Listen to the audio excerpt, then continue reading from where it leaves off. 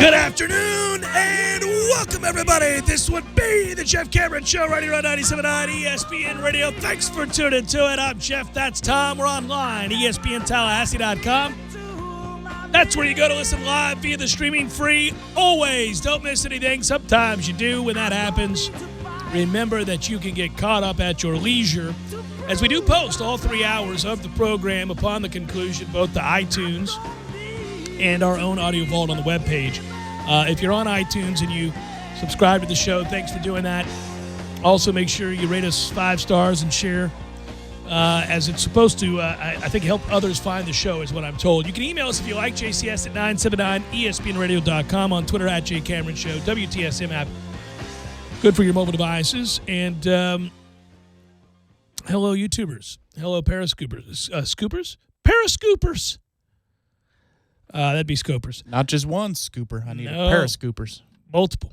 So it is that Florida State gets another win. That's back-to-back victories. Really angers me about the Virginia game now. Had that one in control, that would be 3 straight. And it's funny, you could play that game. You could play that game because I know I could argue you should have lost the Louisiana Monroe game late. The Louisville game certainly got more than interesting after you gave up a 21-point lead and all that. But, man, if you're just counting quarters, Florida State really has been in control of their schedule. And I know ifs, ands, and buts, candy, nuts, all that stuff. I got you. That's the way it works. It's here's the deal. Got to win games. Got to close people out. Got to play to your ability. But a 2-game win streak is one that sends us into the bye feeling far more positive. And it was necessary, really was. We talked about the absolute disaster that losing that game on Saturday night would have meant for this program and for progress and for Willie Taggart and his staff and for these kids to hang in there and keep fighting and getting better and moving this thing forward. If you had lost that game, obviously at that point falling to 2 and 3, right, would have been disaster because Clemson is on the horizon and you're not really equipped to win that game. You'd have a road game after that against a pretty darn good Wake team. Not a great team, but a good team. And you would have been in a spiral.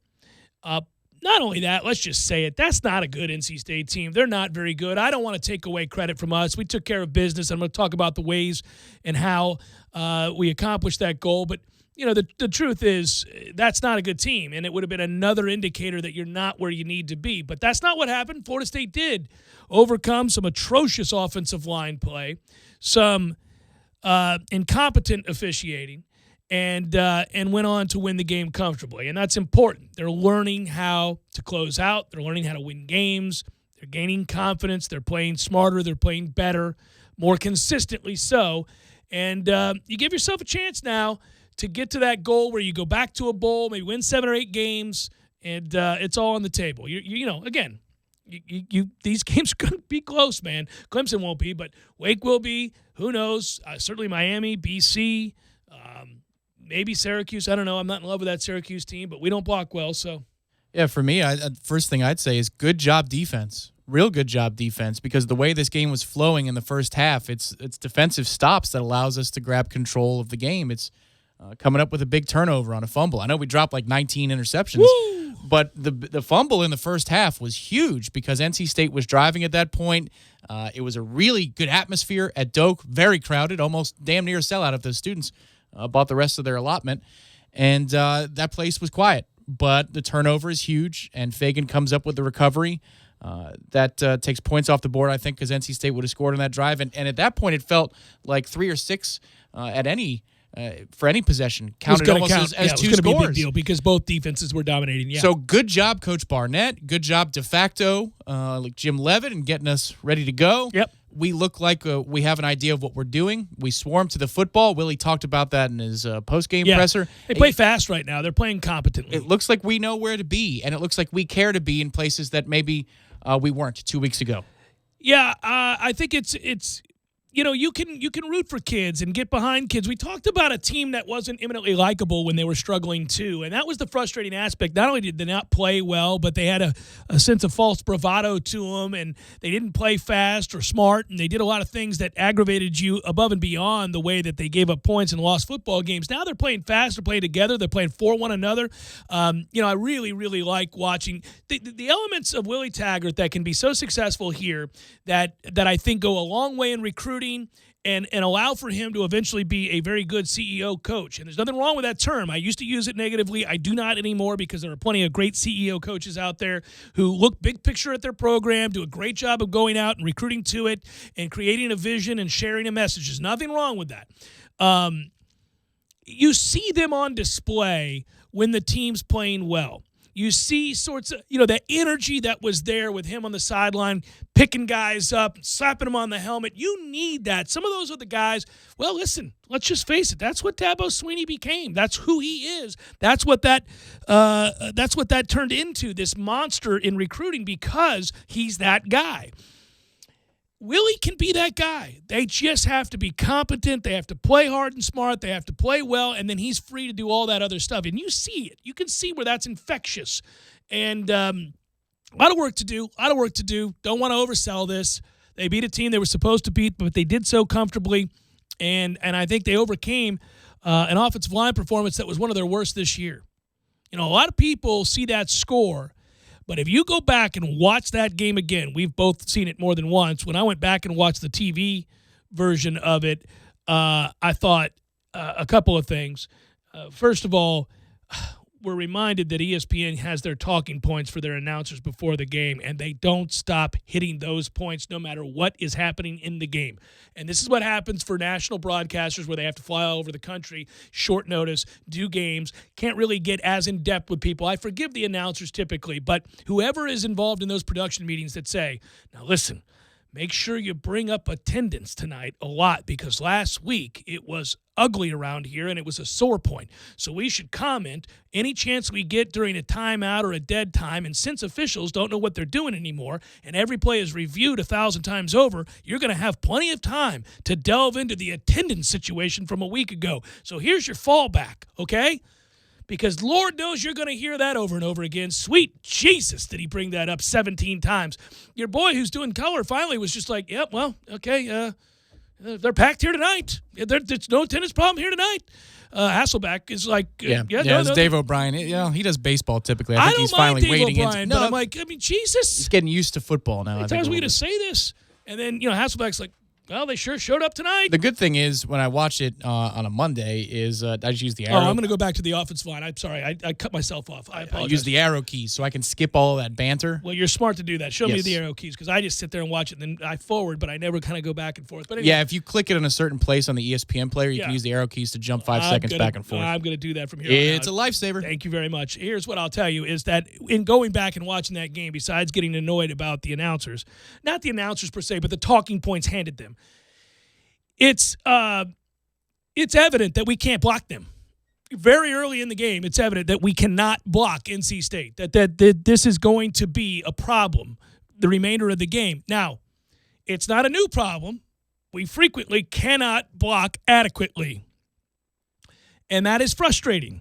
And, I just have to find the inner zen in moments to focus and breathe because, again, it's not a new problem, and it's one that takes time to overcome. You got to continue to bring in guys like Dante Lucas. You got to continue to coach up the ones that are young, that are getting some reps here and there. You got to continue to recruit to overcome this problem. But in some games, it's worse than others. And it was evident in this game that was going to be the matchup problem. Well, that's not conducive to winning football games. If you can't block it and you can't protect your quarterback and you got no time, you're going to have a real problem. But that said, this coaching staff, Randy Clements, Kendall Briles, do a very good job of mitigating with tempo the problems of the offensive line and also, even within the context of a singular game, adjusting midstream to these problems, whether it's a singular matchup or an overall problem, right side, left side, whatever it might be, and they find a way to run a version of their offense. And that is so refreshing because last year there was an awful lot of, okay, we're screwed. And then just a whole game to think about it. Yeah, a whole game of just kind of looking at each other. It's Christian Bale and Kermit the Frog just nodding heads. An exchange we had early on in this game was that there's concern. It wasn't that we were screwed. It was, oh boy, this is problematic. Can't block it. It's a good thing they're not last year's team on offense. Yeah, and they end up working out. They go to the slants, and they're able to they cut block a lot, and they're able to do some things, and then circle back around to running the way that they wanted to. Listen, they overcome a weakness there, and they win the game comfortably. That's good coaching. Well, and I'm referring to NC State when I say it's a good thing NC State wasn't like last year's group on offense, because I don't know. I don't know that we have a chance. And that we weren't either. So right, it's uniformly right, fair. exactly. Yeah. There's some changing in efficiency. Yeah. But the fact that we weren't able to establish any kind of run didn't allow for our tempo to get going at all. That looked closer to a Jimbo pace just because we had to be. We did a good job in the second half, obviously, with the lead and being a boa constrictor with the time of possession. But it was just tough. And Hornibrook was average. I know what the numbers say. He was average. No, he was average. But he is average, Tom. He scrambled his way into so many pressures, that it drive you nuts. We got lucky on a fumble of his. But then the throw down the sideline to Pokey Wilson, who I'll apologize right now, eat crow for it. After week 1, I said, we have all these athletes. Is Pokey Wilson like the only person that we want to throw to in the flow of a game? You got to give Pokey some credit, man. Man, he played a great game. Yes, and if he's going to be that consistent, and everybody loves him clearly for his work ethic and his consistency. You could see the way the bench reacted to his touchdown. Everybody, to a man, it seemed like, walked up there and gave him a big hug because they love that kid. Awesome for him. That's a great throw by Alex. The read he makes on the Terry throw is awesome because he sees the safety pull off, so he knows they're in one-on-one, and he hits that throw. I don't know what the hell they're doing with tackling there or taking angles towards Terry. It was ridiculous, but who cares? That's their problem, not ours. Alex was largely average in this game, but we overcame it, and we overcame that we couldn't run the ball, too. That's a hell of a lot to overcome and score 30 points. Well, there's no reason for, it's interesting when I run into people or I read my email inbox or on Twitter, whatever it might be, you seem to get this sense that there's a need to line up. It's so emblematic of where we're at in society anymore, and I don't want to go on a Jimbo rant.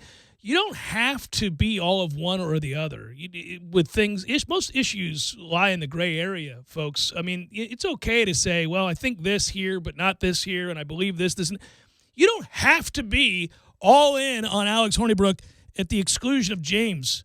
Yeah. Or vice versa. Yep. They're both limited quarterbacks. Their ceiling is low. Neither are great. We're waiting for the next great quarterback to get here. It's not either one of those two. It's just not. They don't have a good quarterback on the roster. They've got average quarterbacks is what they have. And until Jeff Sims gets here, and we'll see what he is, and anybody else that they may bring in, they're not very good at the position. But what you do need from those two is, I think, both of their skill sets at varying points are going to be viable for this offense to run. And I like both kids, and this is not a personal attack. They're just limited in what they could do. James is a kid that really does make you defend the whole field because he's got a very big arm. Now, he holds the ball too long. He's not always really accurate, especially this year outside the hash marks, but he's got a big arm. He keeps plays alive a little bit better than Alex does. He's got a cannon in the middle of the field when he steps into his throws, and so he can get it on you a little bit quicker when you need to on a third down and long situation. We've seen him this year do that. I feel more comfortable with him making those throws than Alex, who's going to get somebody killed. But Alex is a kid who I think came in here to learn this offense very, very quickly. You got to give him a lot of credit there, and has real command, a real presence. He's a guy who does have and exudes a demeanor that is of a veteran presence at quarterback. And so I think he's a guy that surveys the field pretty well pre-snap as well. So these two are going to help you, and there may be times where the other is needed. You don't have to line up in one side or the other. You just got to be with a guy, ride and die with the guys that are going to help you win a football game any given Saturday. And that may mean midstream, second quarter, you know what? Alex ain't feeling it today. We're going to have to get James in there, or vice versa. And that's the way it's going to be. I think that's the way it should be. It's last week after you see Alex's performance, I made sure, because you see a lot of it, like responses that say, oh, Alex is the answer. Look at this. Finally, the offense runs the way we need to. Well, Hang on a minute Yeah, now. well, yeah. I wanted to pump the brakes on that because he had a drive where he looked completely lost out there when we're down 24-21, and it's before we get the Fagan interception against Louisville. He then does respond and finds Terry wide open. But it was just proof to me that, hey, let's pump the brakes on both these guys, and maybe both of them together equal an above-average quarterback that allows us a better chance to win a football game than just solely playing one or the other. And I think that's where we are right now. If James was healthy, Alex wouldn't have sat on the bench for the entirety of the game. That would have been a 2-quarterback system on Saturday night. No, and it's going to be, and they're going to need it. I don't know that either can engineer a shocking upset on the road of Clemson, although they nearly got knocked off over the weekend. I think that was the worst thing that could have happened to us. I think James gives you the better chance in that game. He does. I hope he's healthy. He's got to be 100% healthy because he's going to be under immense pressure. He's going to get hit a lot. So I need his knee to be fully healed. And if it is, I'd start him because you've got to keep Clemson honest and have to guard the whole field. One thing that you saw, and we knew that they would game plan for it, and I talked about this a lot last week, it's not like teams don't have 40-some-odd starts on film from Alex at Wisconsin. I don't care that it's a different offense. The arm's the arm. And they're walking people up. I mean, I said to you that because of the hash marks in college, don't. If you're on the short side, you don't have to defend that far side with this kid. Right. So you can leave an idle defender out there. Yes. Yeah. So I was worried about that from the get-go, and you already saw the adjustment. But, I mean, you take a look at the short throws, and defenders are so much closer to the ball because they don't have to honor something behind them. Yeah, that's going to happen. So and when the Clemson is really going to do it because they have makeup speed to boot. Right, exactly. So you're 2 or 3 steps closer to the ball carrier. What happens? A gain of 9 because Keyshawn Helton's a freak or Trayshawn Harrison's a freak is now a gain of 3 or a gain of 4. And that changes your leverage. And they also got hurt. Listen, his arm betrays him in a way that, we can be defended. But then pre-snap, we've got to clean up a lot of stuff. I don't know where this cropped up from, but we've got motion penalties every special lining teams up play issues. We're lined up improperly. That's bizarre. But we had an encroachment on offense because we were lined up past the ball. You got the offensive line jumping. That started in the second half last week. That's really something they got to look at because against Clemson in that environment with that noise, no bueno, man. In the same way that I have railed against the overreaction to the physical nature, the brutal nature of the sport, and the need to clean up through officiating and over-the-top officiating at that in order to protect players. And I've talked at length about how ridiculous it is that we just don't allow people to play football anymore. It's a dangerous sport. Gotcha. I also think that another thing that's very common these days, and it's bizarre because it's true in the pros and it's true in college. I don't know if it's true in high school. I don't watch a lot of high school football. In fact, I watch none. So somebody could tell me, when did lining up become such a damn difficult thing to do? It's true in every game I watch. I'm talking about defensively lined up, like one hand into the offensive zone. You see the shot from the sideline. You're like, that dude's helmet is about to touch the quarterback. If they snap the ball, he's offsides. You see it all the time. The Florida Classic last year, I'll never forget that. Well, I'm still pissed about it. So are you. I got it. But, I mean, every game I watch, pro or college, there's at least 6 of those where guys just can't line up properly. It's not hard. It's like you haven't practiced. I don't know where it came from with us. We were fine through the first couple of weeks. No, I'm not hyper-focusing on us. I just want to make that clear. It's every week. I go, what in the hell? These are very basic things. If you're a receiver, you check with the official. He'll always tell you. They just wave at him. They're just looking straight ahead. They wave, hey, man. And defenders lining up in the neutral zone throughout NFL and college football. Just lining up in the neutral zone. Yeah, it goes uncalled a lot. It does. Every time I see it, I'm like, what are you doing? You got to call that. What are you doing? That my man's about to, his head is hitting his thigh. You can't line up there, sir. And that's, if you're an official, you're looking at that. You're you see straight it. down the line. They ignore it sometimes. I think they just straight ignore it. It's bizarre. And most officials, because they'll never ignore a shot to the head. No. Oh, God, Jesus. I'll talk about that in a second, too. You don't want me to get going on that. I kind of did. We got to be able to play football, man. We just got to be able to play football. And Yes. No, let's go to break. Jeff Cameron, Show 97.9 ESPN Radio.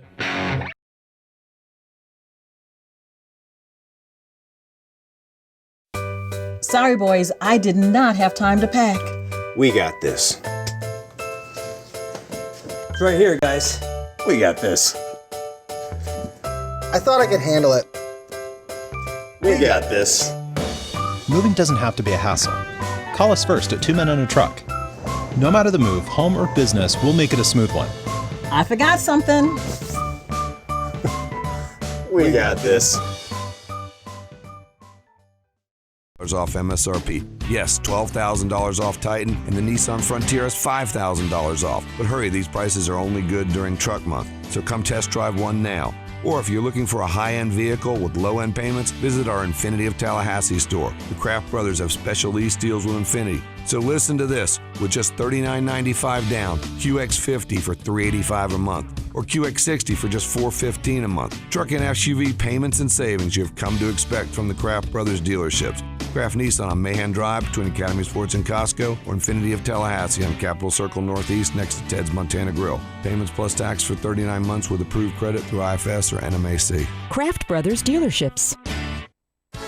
Experience Tallahassee's largest Oktoberfest celebration at the Pavilion in the center of Tallahassee on Friday, October 18th. Spend the night out with friends in a beer garden featuring festive beers and wines with unlimited refills, and enjoy traditional food and desserts while testing your skills in the interactive game station. All proceeds support local seniors with elder care services. Purchase tickets at the Pavilion box office or online at eldercarebigbend.org. The Jeff Cameron Show podcast, available on demand at ESPNTallahassee.com and on iTunes today. The Jeff Cameron Show podcast is brought to you by Garnet and Gold of Tallahassee. When you buy FSU apparel, support local business. GarnetandGold.com.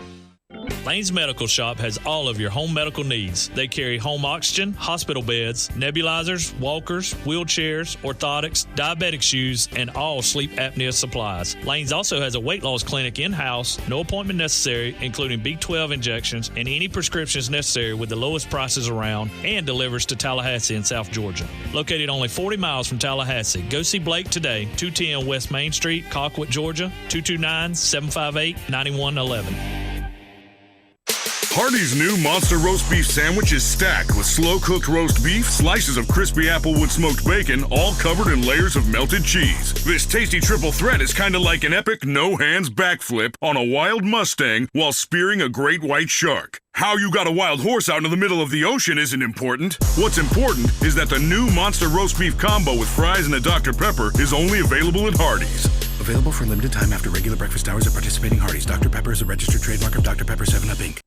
Oh, yes, you've thought about it, but now it's time to enjoy the moss-drenched live oak, rolling hills, and pristine greens of Southwood Golf Club. Our friends at Southwood Golf Club offer individual, family, and student memberships, and now offer the all-in membership. That's right, never pay a card fee when you play. Don't forget, at Southwood Golf Club, it's not just about the golf. Hit the clubhouse for brunch, or maybe enjoy trivia night, live music, happy hour, and all-you-can-eat night specials, too. For membership information or to join right now, just call 850-942-4653. Southwood Golf Club is ready to make you a member. 850-942-4653.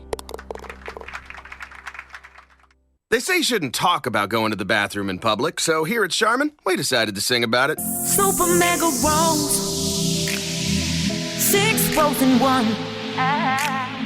Got rolls on rolls on rolls, TP for everyone. Charmin rolls got rolls, super mega rolls, super mega lasts forever. Charmin rolls got rolls. Charmin Super Mega Roll is 6 regular rolls in one. Enjoy the go with Charmin. 6 rolls in one. Fire the cannons. Fire them cannons! 97.9 ESPN Radio is Tallahassee's flagship station for Tampa Bay Buccaneers football. Winston hands the ball off, and Barber up the middle of the 10. 3, 2, 1. He's got a Tampa Bay touchdown. Tampa Bay Buccaneers football on 97.9 ESPN Radio is brought to you in part by Metro Deli in downtown Tallahassee. Metro Deli, Tallahassee's perfect lunch spot. Chuck Oliver here, and Tallahassee, let's talk college football in the South. Join me every weekday at 1 p.m. right here for wall-to-wall coverage of every big program in the region. Whether it's the ACC or SEC, college football is always on our minds. The conversation happens right here on 97.9 ESPN Radio, Tallahassee Sports Monster. This is the Jeff Cameron Show. Jeff Cameron Show on 97.9 ESPN Radio.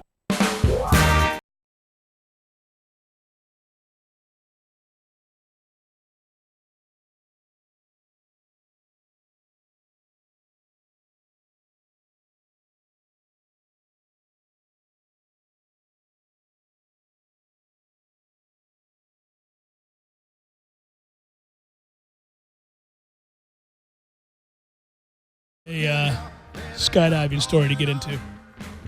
I think you guys will. Like is a strong word. We'll discuss.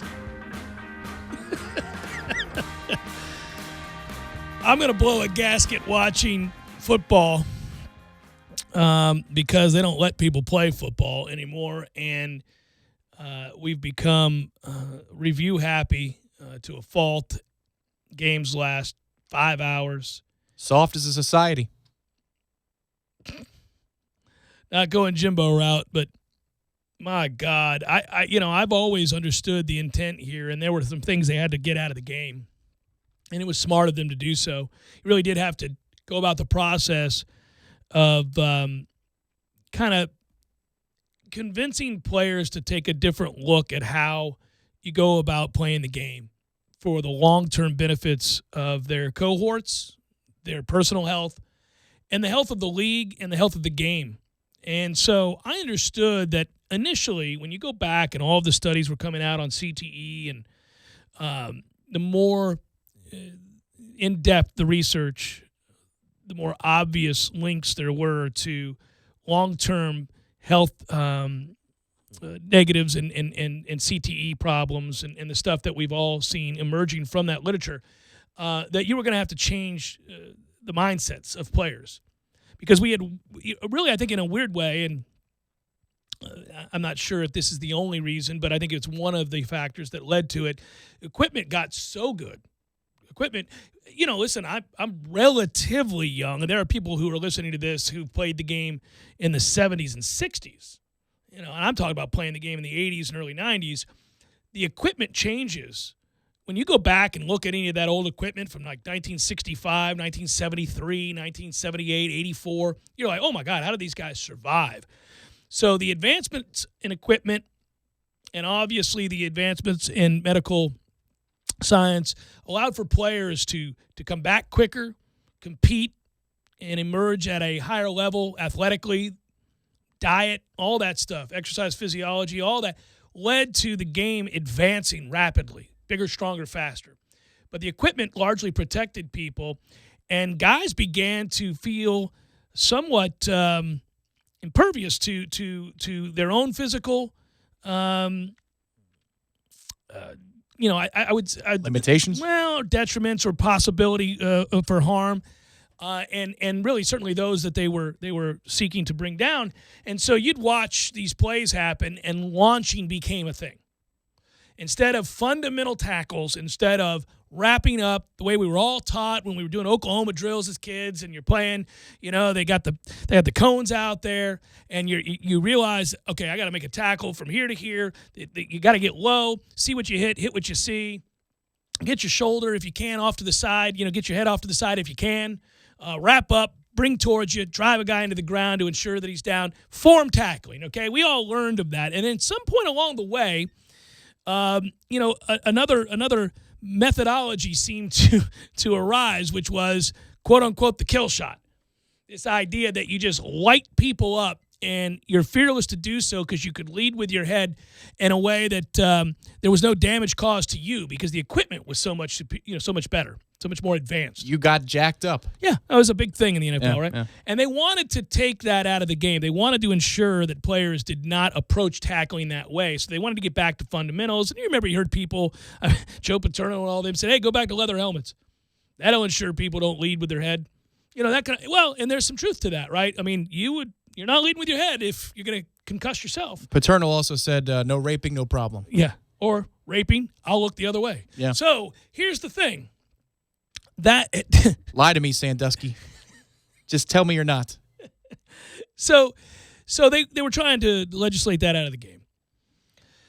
But there's also a reason that you wear helmets, and the game is played at warp speed, and by definition, if I'm trying to get lower than you, low man wins. You hear the phrase used all the time. And or I have to adjust accordingly because you're either taller or shorter than me. And I've got to take certain angles. We're not allowed to hit you anywhere up around the shoulders, neck, or head area. Then I have to lower.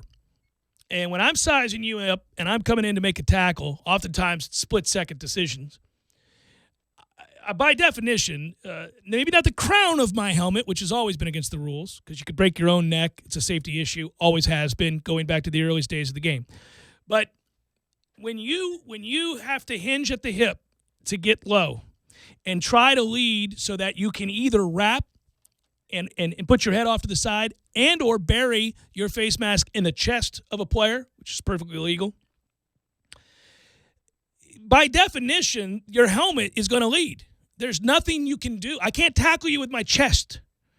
So I'm going to have to lead with some part of my helmet. And if you maneuver in such a way as to avoid either an oncoming defender from the other side of you, or last second you recognize your ribs are about to get crushed and you cower, you shrink, you move, you twist, you turn, you tilt, whatever you do, invariably there are going to be these moments where we collide in such a way that looks very violent and our heads hit. But you got to look at intent, and you certainly have to look at, in my mind, technique. If there's nothing wrong with the technique and it's abundantly clear from an intent standpoint that nobody was trying to, look, Bill Romanowski used to intentionally try to injure players. Burfict just did this and he's suspended for the year because that's who he is. He's a dirty player. He's proven it in his career. That's why he's gone for the year. That hit's egregious. The Derek Barnett hit last week that we talked about, everybody knew what was going on there. That was dumb. You got to get that out of the game. But for the most part, and it's a fine line, and I understand it, these players don't have time to do that or think about that, meaning I'm going to intentionally lead with my helmet to do the most amount of damage possible, to try to knock a guy out of a game, to try to concuss a guy, to try to break a guy's jaw. That's not happening. Even still, you say, well, Jeff, I don't care whether it was their intent. I do. If you're going to kick them out of the next game for a half, I care what the intent was. I need to be able to go back and look at that replay and try to discern intent. Not my stance. The argument there would be from an official or the ACC office that he did duck his chin, and so therefore the crown of the helmet is leading. And so my retort to that would be this, though. So are we going to be ejecting people for any time the crown of the helmet hits somebody's uniform anywhere? Because it shouldn't matter at that point if you hit somebody in the head or not. If the crown of the helmet hits me in the thigh, it should be an ejection because I'm not following the technique that the league wants me to follow. I think, and there are smart people who disagree with me on this, so I will just say this. It shows you how convoluted and how very difficult it is to get this right when really knowledgeable people who have watched a ton of football, understand the rules thoroughly, have played the game of football. And the only reason that matters, because certainly you don't have to be a chef to be able to criticize certain dishes. You don't have to be a film director to criticize film. Hell, you certainly don't have to be the President of the United States to criticize the President of the United States. So I hate the argument that if you didn't play the game, you can't. That's not true. Lots of experts have never played the game, have never made a movie, but can critique movie making. You know, there are rules to these things. I understand that. But I do think it matters in terms of when you're talking about intent and you're talking about, I think, suspensions, you're talking about true targeting. When you have people who played, who have tackled, or have studied the game at length, and they disagree this vehemently, it shows you that there is a need for greater clarification. And certainly, I think, to some extent, we have to accept the game is a violent game. It is a game where people are going to get hurt.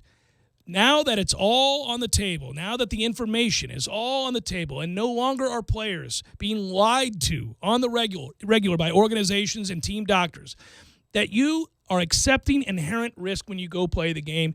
And so we do not have to, in my opinion, on borderline plays, constantly stop the game, have a call down from the booth where there was no penalty called on the field at the time.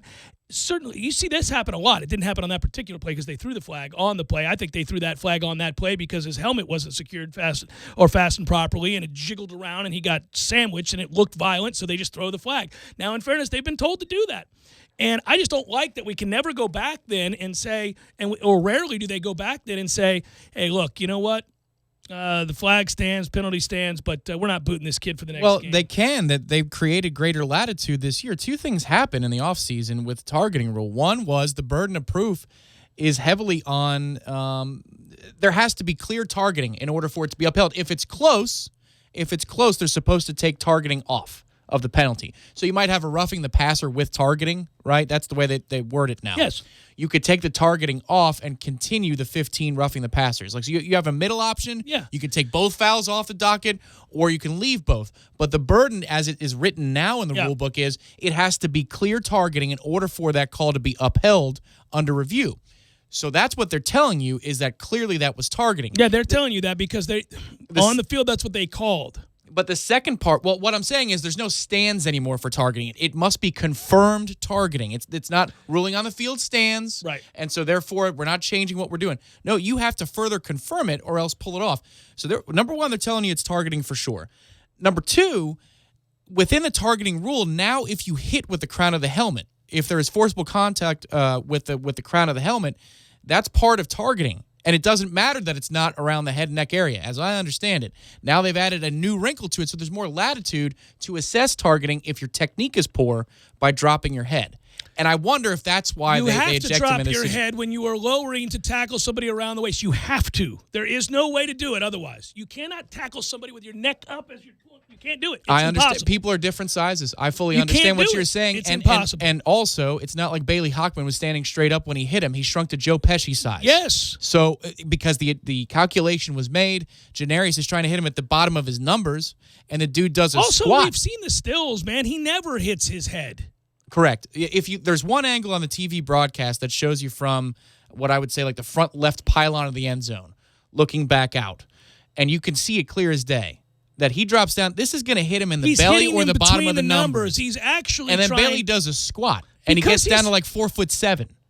I agree with you. But these are all things that have to be accounted for, and I think that we have overemphasized and overreacted. Right. It took me a minute to explain that, right? The new things that happen. This is what has to happen anytime we review something. They have to go over all of these steps, and they got to check the boxes. It's like a court of law at that point. Go back at I agree. Go back after the game, look at it with a fine-tooth comb if you're the league office, and decide whether or not a kid should be suspended or not. Yeah, because right now there's no latitude given. There's no appeal process. It just carries. I really believe that you can exact that punishment, that penalty, even in an over-the-top fashion. Throw that flag when in doubt, as they've been instructed, I suppose. Throw it again, and then still realize that there's no intent there. You're not throwing people out. We throw people out for the next half of the next game all the time, just handing that out like candy, man. Stop doing that. Buckanoles swept this weekend. Kicks ass. Yeah, I mean, I'm not in favor of guys having long-term injuries and walking around with a brain that's mush when they're 50 years old. I'm not trying to be a heathen here. I am saying that football's violent. It's a crazy game. It happens really quick. It's a good hit. Weird angles. It's a really clean, good hit, in my opinion. Hell of a hit. I loved it. I'd hit him like that 9 out of 10 times. If I could hit him harder, I would. 12 out of 10. Well, you know what? Keep hitting him like that, boys.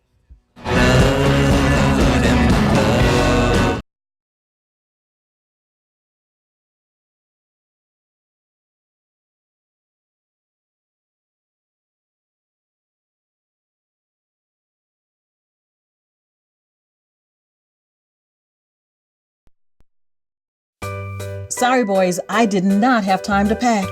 We got this. It's right here, guys. We got this. I thought I could handle it. We got this. Moving doesn't have to be a hassle. Call us first at 2 Men and a Truck. No matter the move, home or business, we'll make it a smooth one. I forgot something. We got this.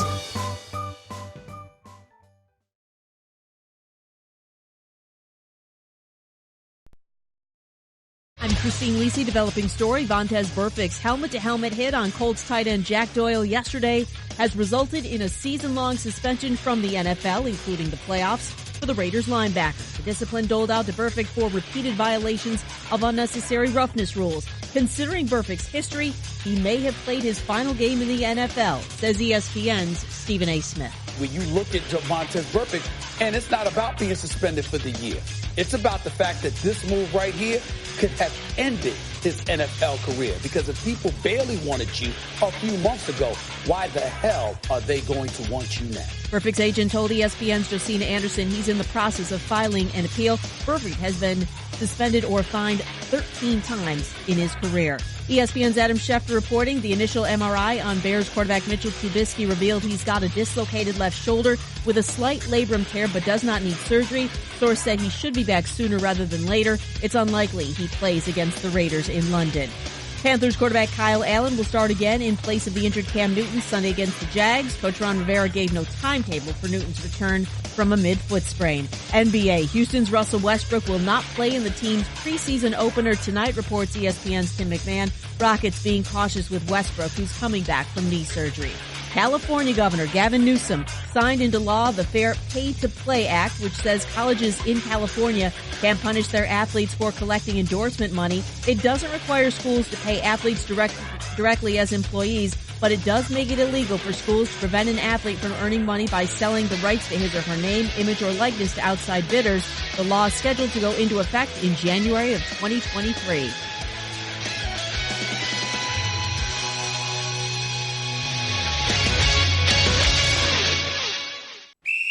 Text Fan Cave to 66555 and enter to win an ultimate Fan Cave experience from Bud Light, an over $1,500 prize giveaway. Text Fan Cave to 66555 or visit tryeaglesales.com. Must be 21 or older. Please drink responsibly. A message from local beverage distributor Tri Eagle Sales. The Seventh Hill Tap Room on Appalachia Parkway is Tallahassee's premier location to try out the best craft brews from the state of Florida. With 14 self-service taps activated by cutting-edge technology, you can try as little or as much as you like from their full menu. The Seventh Hill is a proud home of international soccer, opening early for every Arsenal game. They're also open by request for your favorite club, too. Whether it's a happy hour deal, Sunday brunch with $3 mimosas and a food truck, or time to catch up with friends over a board game, darts, or shuffleboard, Tallahassee's premier spot to enjoy local and Florida craft brews is the Seventh Hill Tap Room, 2475 Appalachia Parkway, right underneath the Corner Pocket Bar and Grill. Barry knows cool, he's keeping you comfortable. Barry knows cool, you can put him to the test. You can't protect against everything life has in store, but you can sure try. When you turn to the experts at Carrier and Barano Heating and Air, we help you protect your investment with regular maintenance options that can keep your system safe. Receive same-day service when you sign up for the Total Comfort Service Program at baranoac.com. Florida license number CAC 1816186. Hendrick. Kickoff for savings at Dale Earnhardt Jr. Chevrolet. 2019 Chevy Silverado 1500s up to $15,000 off MSRP. Find new roads at DaleJuniorChevy.com. Plus tax, title, license, dealer installed options, and dealer admin charge. See dealer for details. Thursdays are Friday Eve, and that's a reason to celebrate. No matter what you're looking for, they've got you covered every Thursday down in College Town. Centrale offers 50% off select pizzas all day, every Thursday. Or you can stop by Township for Taco Thursday. $2 house tacos, $2. Madison Social offers the Social Agreement. You and a buddy can split one Aurora wings, 2 Madso burgers, 2 bourbons, 2 proof Madison Socials, all for just $40. See what they did there? And don't worry about parking. Plenty of spaces available in the parking deck or surrounding lots. Check out all the Thursday College Town deals right now on ThursdaysInCollegetown.com. You see them all around town. Cintas trucks and their service reps taking care of customers. When companies use Cintas, you know they're confident and ready. Cintas helps with their fire protection and first aid and safety programs, handles their apparel solutions, and helps keep their facility and restrooms clean and stocked. So you know those companies care about their employees, facilities, and image. When all those things work together, they're ready for business. Oh, I'm ready! Get Cintas and get ready for the workday. Broadcasting live from the Tallahassee Dodge, Chrysler, Jeep, Ram, Fiat studios in the capital city of Tallahassee. This is the Jeff Cameron Show on 97.9 ESPN Radio. Man Cave Monday, brought to you by Tallahassee Dodge, Chrysler, Jeep, Ram, Fiat. Right on the corner and always right on the price. Check out the latest 2019 inventory at TallahasseeDCJ.com today.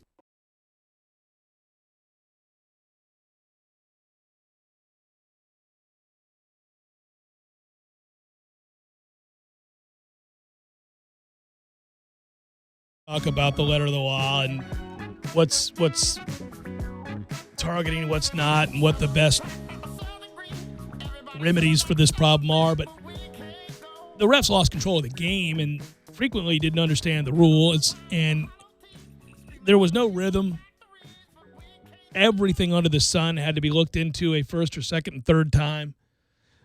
We have really become review happy in both the NFL and college football in a way that is a detrimental aspect of watching the game. It affects the viewership. It affects the way the game is played. You know, it's an imperfect science as to where to mark the ball. If we're reviewing on fourth down, first down plays late in the game, but rather middle of the second quarter, whether the ball should be placed at the 7.5 or the 8, we got to stop doing that. We stop doing that. Those kinds of mistakes have been going on forever. We did get screwed to the tune of about 1.5 yards on the first drive, but Cam cleaned it up. Yeah, no, we did, and those mistakes are as old as football. You got old men, trying to spot with the naked eye at full speed where they think the ball was at the time that the knee went down. I mean, okay. That's just really an impossible ask. Hell, it's an impossible ask of a 20-year-old. The game's played too fast, and if you're not right down the line at any given angle, it's a guesstimate. You really don't know. You have no idea. It's hard to watch and look at where a guy is holding the football at the exact moment he's being tackled and where is he when his knee hits and where's the ball. Simultaneous, I got to get this while I'm running over and checking for penalties. Good luck. I'll bet you some of the NCAA football workforce, and I do use the term workforce, that once they graduate, maybe they could be integrated into a program. It's like a transition program into officiating. That way you got younger bodies on the field that are still capable probably a good idea. Keeping up with the speed of the game. Yeah, probably a good idea. You certainly you don't see it like you do in Major League Baseball where you've got these fat asses out here barely able to stand for full 9 innings trying to There's one call guy a baseball game. There's one dude in the NFL this year, though, as a head ref. I'm like, God, you're really getting up and down the field, are you? No, okay. You can't do that, man. You got to be in shape to be an official. I mean, that's a hard job. It's almost an impossible ask. I mean, I'm hard on officials sometimes. Really, I'm hard on the leagues with the ratcheting up of reviews and rule changes. And well, yeah, a lot of times officials are the victim here because they're asked to carry out these ridiculous rules and interpret these impossible standards. And that's the thing. I mean, I think that's the thing. You're right. They're told to side with, to err on the side of safety. So they're going to throw the flag. I mean, they might personally think that's not a penalty, but I've been chastised a million times about this, so I'm going to throw the flag. I don't like that anything that looks overly violent is always flagged. Just mere appearances lead to flags, and the game is violent by definition. So you're going to have these violent hits, and you have to understand that they're not all illegal shots. Well, and we can't be trusted either to interpret these things in a timely fashion. We just can't as human beings. I'm done. If you can't at this point, we're 20 years into the second era of replay? Because they did it back in the day for the NFL. Was it like the 80s? Yeah. And you can't whip up these replays as quick as the TV broadcast, and you're in a booth where you're actually determining the outcome of the game? I mean, anybody at home can see and get the answer within 2 replays. How is it the TV truck can provide us clarity on the situation minutes sooner than the actual situation rooms or the press boxes in these stadiums for both pro and college? It's crazy. It's weird. They do it in other sports, and they do it well. They just don't do it well in football. They really don't. And what I also marvel at is how we haven't been able to combine in these looks at instant replay. So say there is a need to review something, whether a player was down, whether it's a fumble, interception, inbounds, out of bounds, whatever it might be. Why are we also not simultaneously making sure we know where the ball is to be placed after the end of the review? They have somebody whose job is specifically Well, they don't to do ever that. get it right then. Those people should all be fired because be. I don't know why it is that after further review, the call stands. The previous play is under further review because now they're going back. They realize they don't know where the ball is. The most demeaning thing you can say about the way a referee conducts his or her job is to say you were out of position on the call. Yeah. Like that's the number one thing that would resonate with them, and they'd say that's either offensive or, or I need to get better. And that's where, like you're talking about, you have somebody standing next to the official who's on the phone with upstairs or whatever the league's rule are, if you have the Surface tablet in front of you. And they got the book. They have the book. Yeah. So you've got the answers. It's like having an open book test and not being able to put down the right answer. I think initially, and this was the right thing because there are 22 players moving at warp speed at any given time, that the initial thought in trying to clean up the game and to protect players was the right one, to be able to go back and look at replay, to be able to go back and look at intent. But what they were really going for is something we saw yesterday and that has since been adjudicated, and that is eliminating the Vontaze Burficts of the world. Getting guys out of the game that are going out there intentionally trying to harm, consistently leading with the crown of the helmet, using it as a weapon as opposed to protection during a tackle, right? Those to me were the initial intents of the rules changes, and I think the proper way to even go back after the fact and utilize replay. Now, obviously, there are certain things within replay, within the scope of replay, where you would say, well, we need to know if it's a catch or not, a fumble or not, was he down or not, inbounds or out of bounds. That's about it for me. Actually, that's all I would use replay for. Inbounds, out of bounds, down or not, catch, no catch. Yeah. That's it. Yeah, that's it.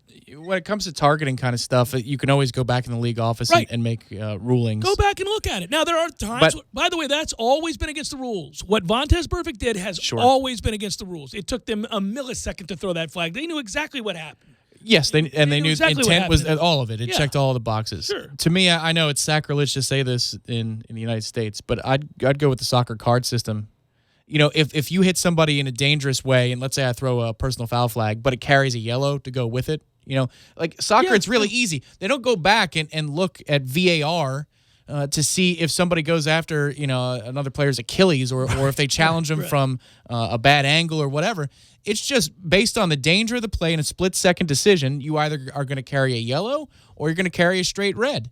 And it's just that simple. And then they move on. With these kinds of hits, and I know there would be some disagreement. And you would probably never, well, I wouldn't say never.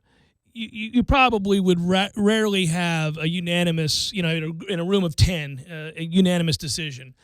But it's a little bit like the conversation Supreme Court situation, I can't tell you the definition of pornography, but I know it when I see it type thing.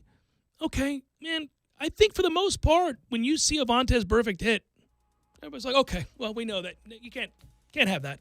You got to go. We know what you were doing. You got to go. We all know it. When we're watching the game, you'll see hits constantly. You're like, ooh, that's a even if it's hit. on you. You might not say it out loud, but you go, ugh. Yeah. There are moments where you're watching it and you go, who's our backup there? Okay, letter of the law there. They're going to throw him out. I don't think he meant to do that, but poor technique. They're going to toss him. Other times you see that hit, you go, you got to go. That's not good. But you know what? Back-to-back conference wins for the first time since 2016. Those are rolling, baby, into the bye week. Nice, easy, breezy. All right, good call. Hour number 2 forthcoming. We'll talk to Irash Fell.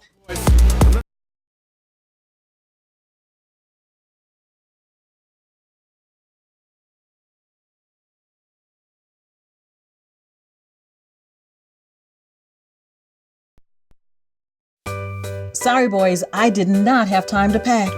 We got this. It's right here, guys. We got this. I thought I could handle it. We got this. Moving doesn't have to be a hassle. Call us first at 2 Men and a Truck.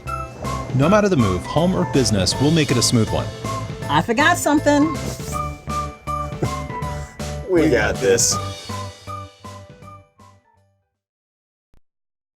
Every day, Sellers makes life a little better for homeowners, helping them find the best design ideas for their homes with the best quality tile, carpet, and hardwood flooring. Even mosaics, ceramic, and vinyl solutions are at their fingertips in their remarkable showroom. Maybe it's time for you to get the Sellers Advantage for your home or office. Find them on Capitol Circle Northeast, just north of Mahan Drive, or online at sellerstile.com. For style, quality, and design, get the Sellers Advantage. In Tallahassee, call 656-8453. Cornerstone Tool and Fastener in Makita welcome back football season. And to kick it off, we are bringing the best deals of the year. Buy a brushless premium Makita 5-amp-hour kit, get an instant $50 gift rebate, and your choice of another bare tool free. Plus, we are adding in another 5-amp battery for free. That's 3 batteries and 3 tools. Check out our specials on cordless blowers, chainsaws, compressors, and so much more. Cornerstone Tool and Fastener, 1110 Stuckey Ave in Tallahassee and 3269 Crawfordville Highway. Tallahassee location open Saturdays, 8 a.m. to noon. Online at ctf.nu. Jeff Cameron here, and mark it down. Wednesdays on my show, we're giving away which wicked sandwiches. That's right. Tune in to the Jeff Cameron Show every Wednesday for your chance at a free wicked 5 meats and 3 cheeses of deliciousness. Which is Wicked Wednesdays every week on the JCS. Come visit the new and exciting Hangar 38. This amazing place is for everyone listening right now. Practice your bowling skills, compete, and have fun. Whether you're a newbie, an all-star, or a beer frame champion, no matter how you roll, you'll find the best place to bowl is at Hangar 38. Hangar 38 is home to over 75 arcade games, so they're sure to have something for everyone. Zeppelin's at Hangar 38 is a premier full-service restaurant and sports bar, and it's also your place for birthday parties and company outings. Tallahassee, what are you waiting for? Come on out to Zeppelin's Hangar 38, 6668 Thomasville Road behind Walgreens. Hi, welcome to this ad for new Subway sliders starting at $1.89 each. How do you want it? Cheer Squad. Woo! Go Subway sliders starting at $1.89 each. Give me a $1.89 ham and jack slider. $1.89 ham and jack slider. Give me a $1.89 Italian spice slider. $1.89 Italian spice slider. What's that spell? Doesn't really spell anything. New Subway sliders starting at $1.89 each. Go sliders! Customization for flavored cheese and sauce at participating shops plus tax. Price higher on delivery. Prices higher in Alaska and Hawaii. Hendrick. Don't miss the kickoff to savings at Dale Earnhardt Jr. Buick GMC. 2019 GMC Sierra 1500s up to $13,000 off. We are professional grade. DaleJuniorGMC.com. Plus tax, title, license, dealer installed options, and dealer admin chart. See dealer for details. Games for Less, the only locally owned and operated gaming store in town, has Tallahassee's largest selection of new and used video games and game systems. The future of video gaming is at Games for Less, where they have both the PS4 and Xbox One. It's time to trade in your old systems and elevate your gaming experience now. Games for Less is also your headquarters for the best in retro gaming. Atari 2600, original Nintendo, Super NES, or Sega Genesis, you name it. They got it at Games for Less. Games for Less, the Super Walmart Shopping Center on Appalachia Parkway. Give them a call today at 850-219-3535. That's Games for Less. Driving every day from the Tallahassee Dodge Chrysler Jeep Ram Fiat Studios. This is 97.9 ESPN Radio, WTSM, Woodville, Thomasville, Tallahassee. ESPN Radio Sports Center. I'm Christine Lisi, developing story. Vontaze Burfict's helmet-to-helmet hit on Colts tight end Jack Doyle yesterday has resulted in a season-long suspension from the NFL, including the playoffs, for the Raiders linebacker. The discipline doled out to Burfict for repeated violations of unnecessary roughness rules. Considering Burfict's history, he may have played his final game in the NFL, says ESPN's Stephen A. Smith. When you look at Vontaze Burfict, and it's not about being suspended for the year. It's about the fact that this move right here could have ended his NFL career. Because if people barely wanted you a few months ago, why the hell are they going to want you now? Burfict's agent told ESPN's Josina Anderson he's in the process of filing an appeal. Burfict has been suspended or fined 13 times in his career. ESPN's Adam Schefter reporting the initial MRI on Bears quarterback Mitchell Trubisky revealed he's got a dislocated left shoulder with a slight labrum tear but does not need surgery. Source said he should be back sooner rather than later. It's unlikely he plays against the Raiders in London. Panthers quarterback Kyle Allen will start again in place of the injured Cam Newton Sunday against the Jags. Coach Ron Rivera gave no timetable for Newton's return from a mid-foot sprain. NBA, Houston's Russell Westbrook will not play in the team's preseason opener tonight, reports ESPN's Tim McMahon. Rockets being cautious with Westbrook, who's coming back from knee surgery. California Governor Gavin Newsom signed into law the Fair Pay to Play Act, which says colleges in California can punish their athletes for collecting endorsement money. It doesn't require schools to pay athletes directly as employees, but it does make it illegal for schools to prevent an athlete from earning money by selling the rights to his or her name, image, or likeness to outside bidders. The law is scheduled to go into effect in January of 2023.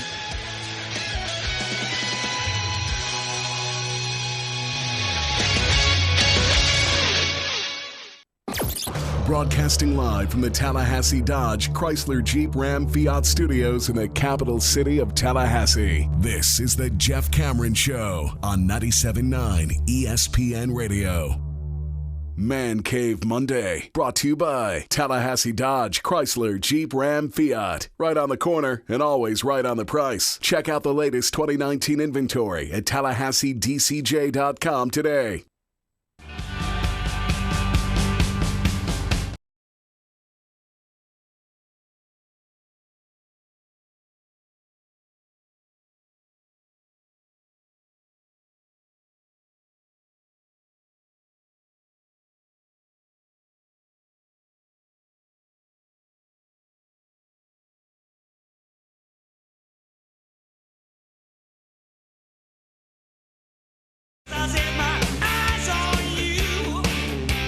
Number 2, Jeff Cameron Show, 97.9 ESPN Radio. Hello, good Monday, everybody. Hope you had a great weekend. Hope you're doing well today. I'm Jeff, that's Tom. We are online, ESPNTallahassee.com. That's where you go to listen live via the streaming free always. Don't miss anything. But if you do, all 3 hours get posted every day. Upon the conclusion of the show, you can find it right there at iTunes. Subscribe to the show and let others know about it. You can email us if you want, jcs at 979 ESPNradio.com. On Twitter, it's at JCameronShow, WTSM app. Good for your mobile devices. If you're watching on YouTube or Periscope, thanks for tuning in. We always appreciate that as well. Just like we appreciate the opportunity to talk to my man, Irashfel. WarChant.com is the website that he works for. Always insightful and always with us on Mondays. Hello, Ira. Well, that's a great introduction. Thanks, Jeff. I think so, right? I mean, I feel like it was a proper mixture of legitimate enthusiasm along with insight into what you provide, buddy. Well, I appreciate it.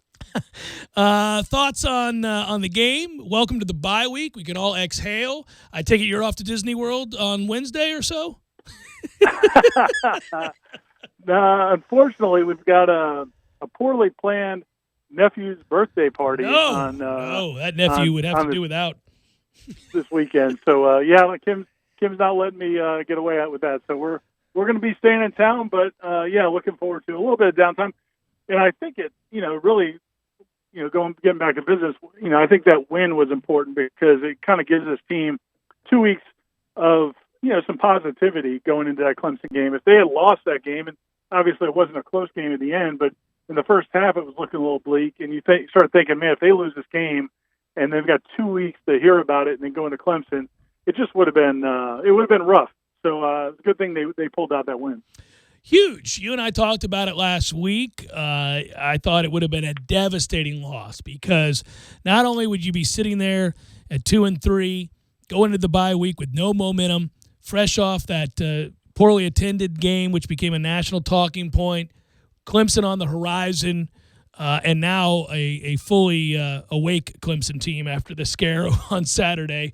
You'd have been looking at a losing streak. You'd have been looking at the possibility of a 3-game losing streak because Wake's playing well and you got to go play them on the road. You would have lost all sense of progress and momentum. Now there's a sense of real hopefulness that the team is improving, that they're putting people away when they have the opportunity, when they have better players.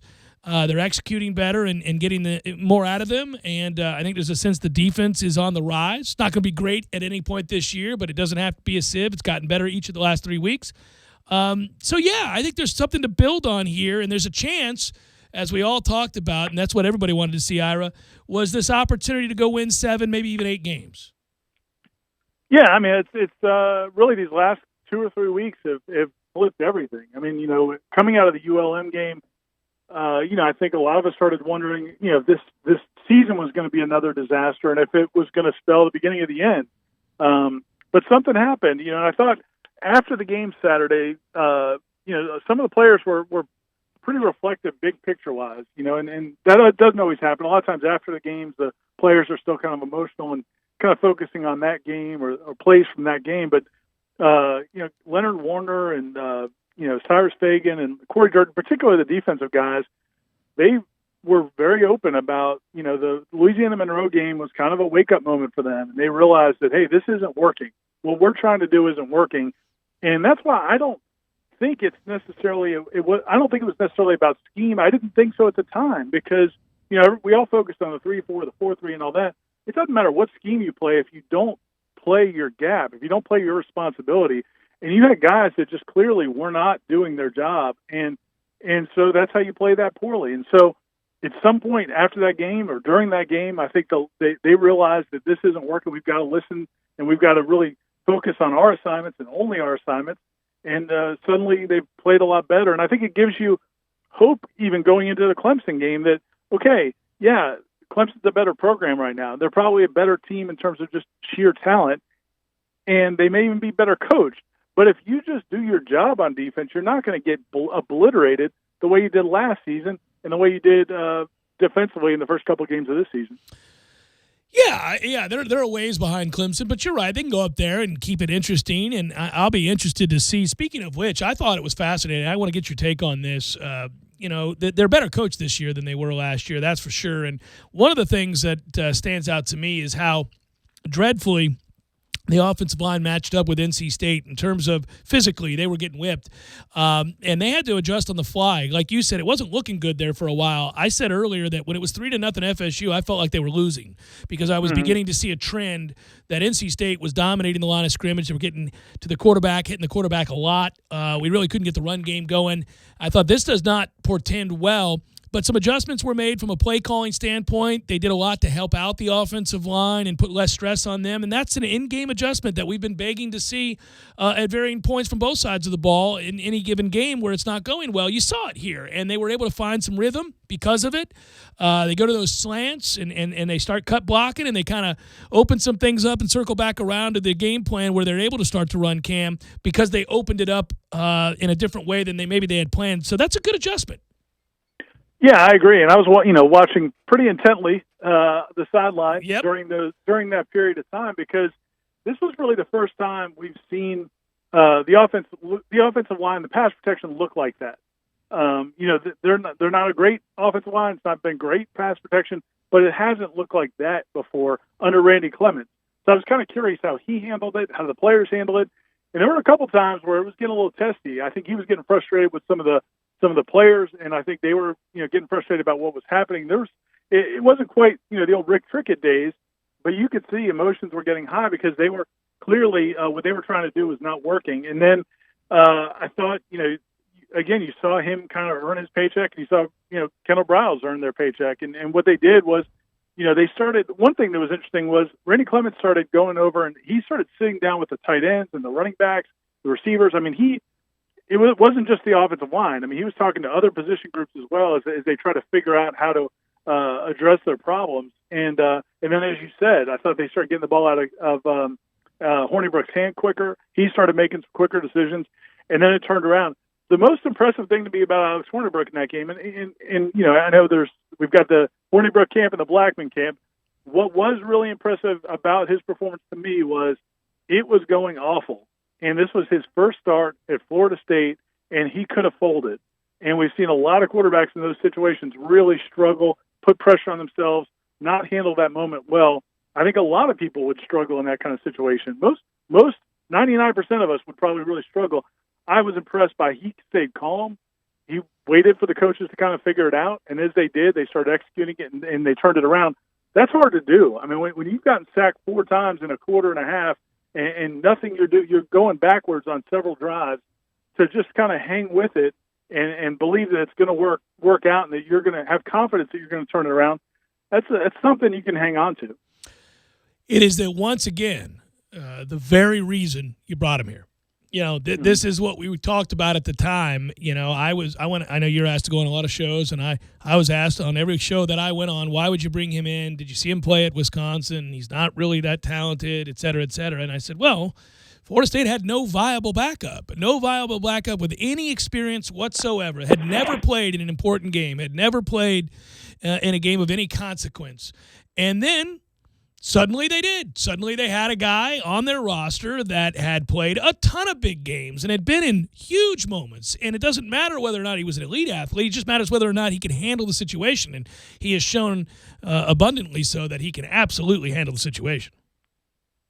Yeah, and I think as you look going forward, I don't think it's an either-or situation. I mean, I really think that my guess is you go back to Blackman because I think that's who, you went through all of camp, all those practices and scrimmages and preseason and everything else. You believe he's the guy that gives you the best chance to win. You started him in the first 4 games.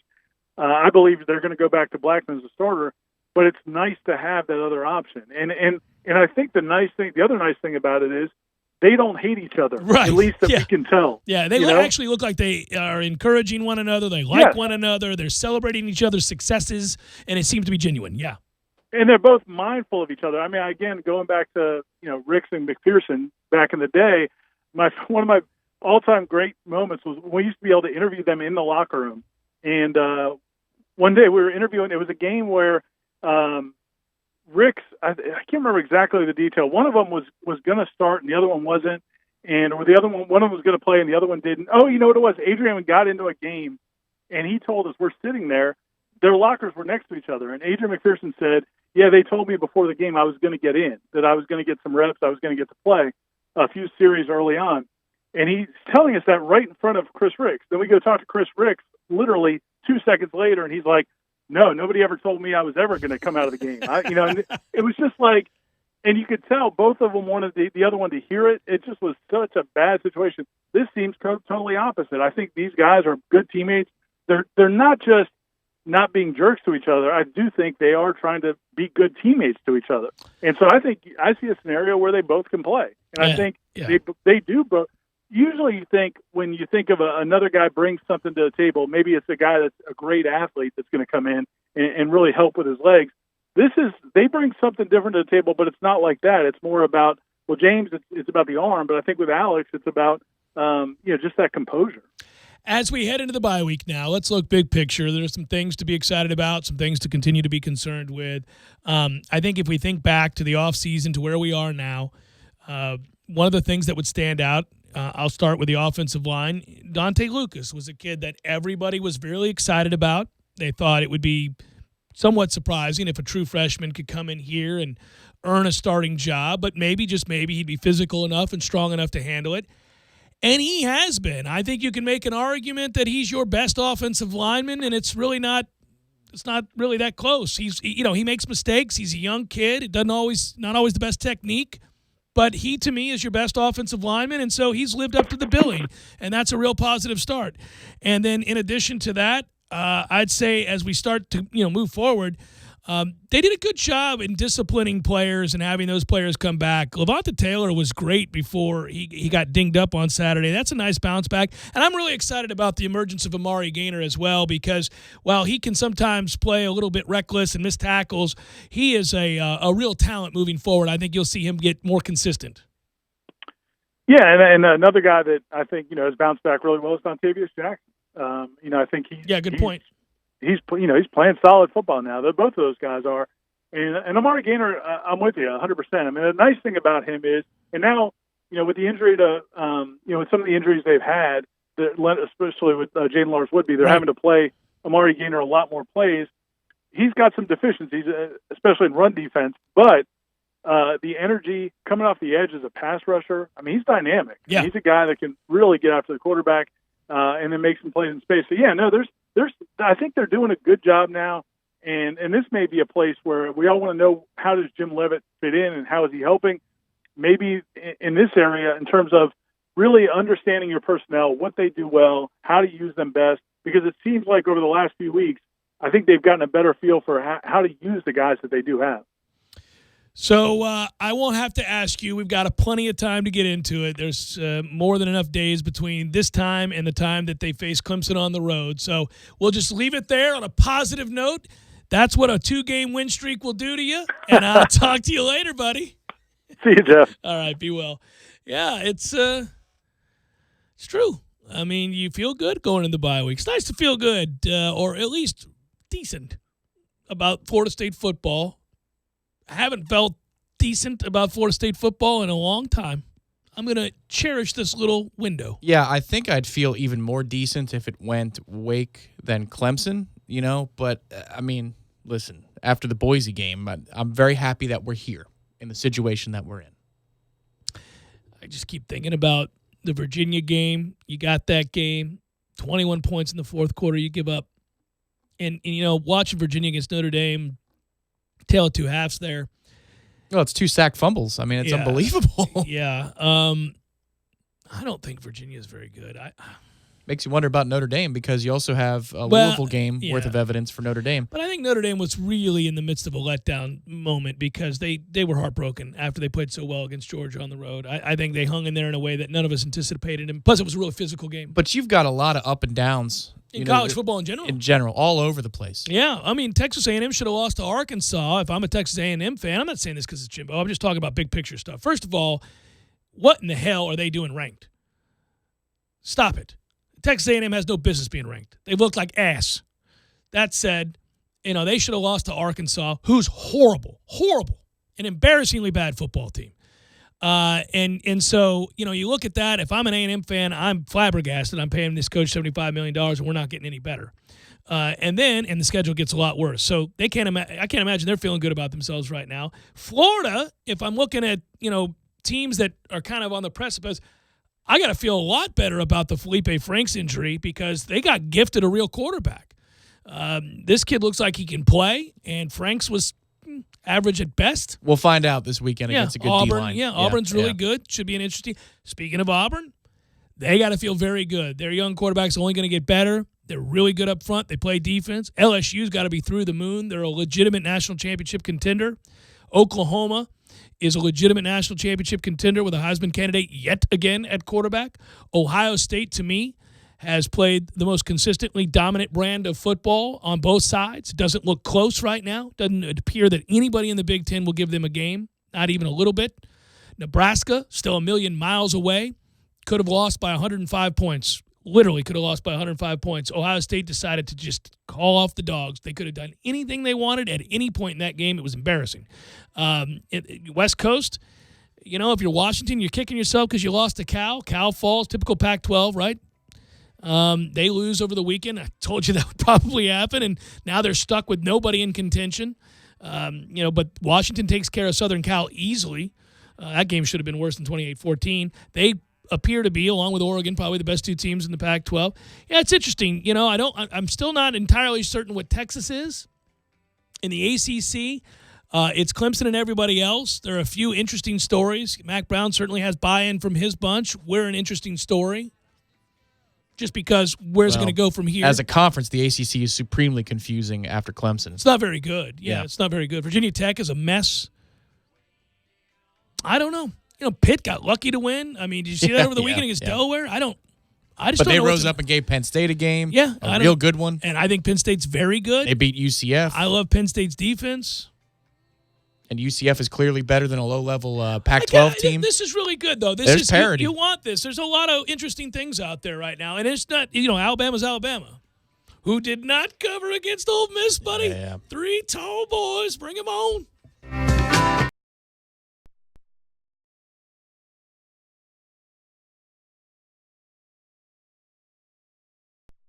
Sorry, boys, I did not have time to pack.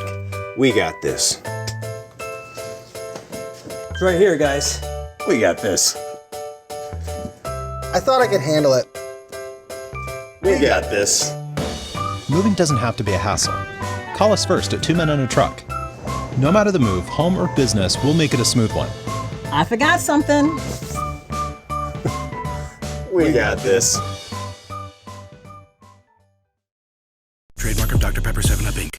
Do you want to learn to speak a new language but don't have enough time? Then you need to try Babbel, the language learning app that you can try for free right now at Babbel.com. Babbel's lessons are just 15 minutes or less, and you can go at your own pace. You'll be amazed at how easy Babbel makes it. Start your first lesson in the language of your choice for free. Just download the Babbel app or go to Babbel.com now. That's Babbel.com. Tallahassee loves the corner pocket as much as a crystal ball winning catch. He's looking, he wants it to the end zone. It's Benjamin! Touchdown! With 13 seconds left! The 97.9 ESPN radio special is a must-have every Monday and Wednesday at the corner pocket. 10 mouth-watering wings, a fresh side of fries, and a chilled domestic pint of beer are just $9.79 all day long. Be sure and try the fish blend of sauces, a true wing eater's favorite. The Corner Pocket Bar and Grill. He's gone! Home of Trivia Tuesday, Beer Bingo Thursday, and the daily $7.99 lunch special.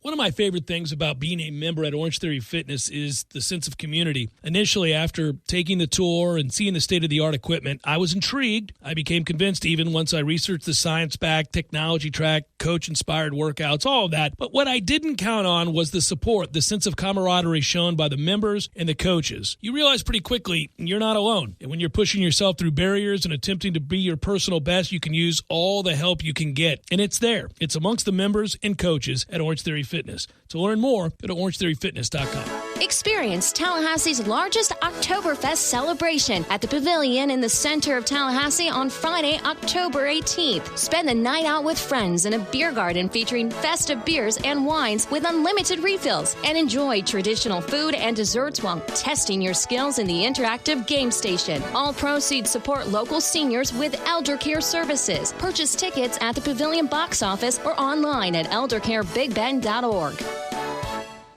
Hi, I'm Aaron Allen. And I'm Sam Nunnally. Have you experienced a mortgage nightmare before? Endless paperwork, weird requests from underwriters and lenders who won't call you back? Then there's On Cue. We're bringing the mortgage experience out of the dark ages. Friendly local lenders, a digital experience with very little paperwork, upfront pre-approvals, and guaranteed closing times. Break up with tradition and enjoy hometown service with the speed of Silicon Valley. On Cue Financial, mortgages simplified. 850-807-0019. Aaron Allen, NMLS 1215669, Florida LO 61933. Sam Nunnally, NMLS 1422328, Florida LO 54032. On Cue Financial Inc. is an equal housing lender. NMLS 5645, Florida MLD 1131. This is not a commitment to lend. Underwriting terms and conditions apply.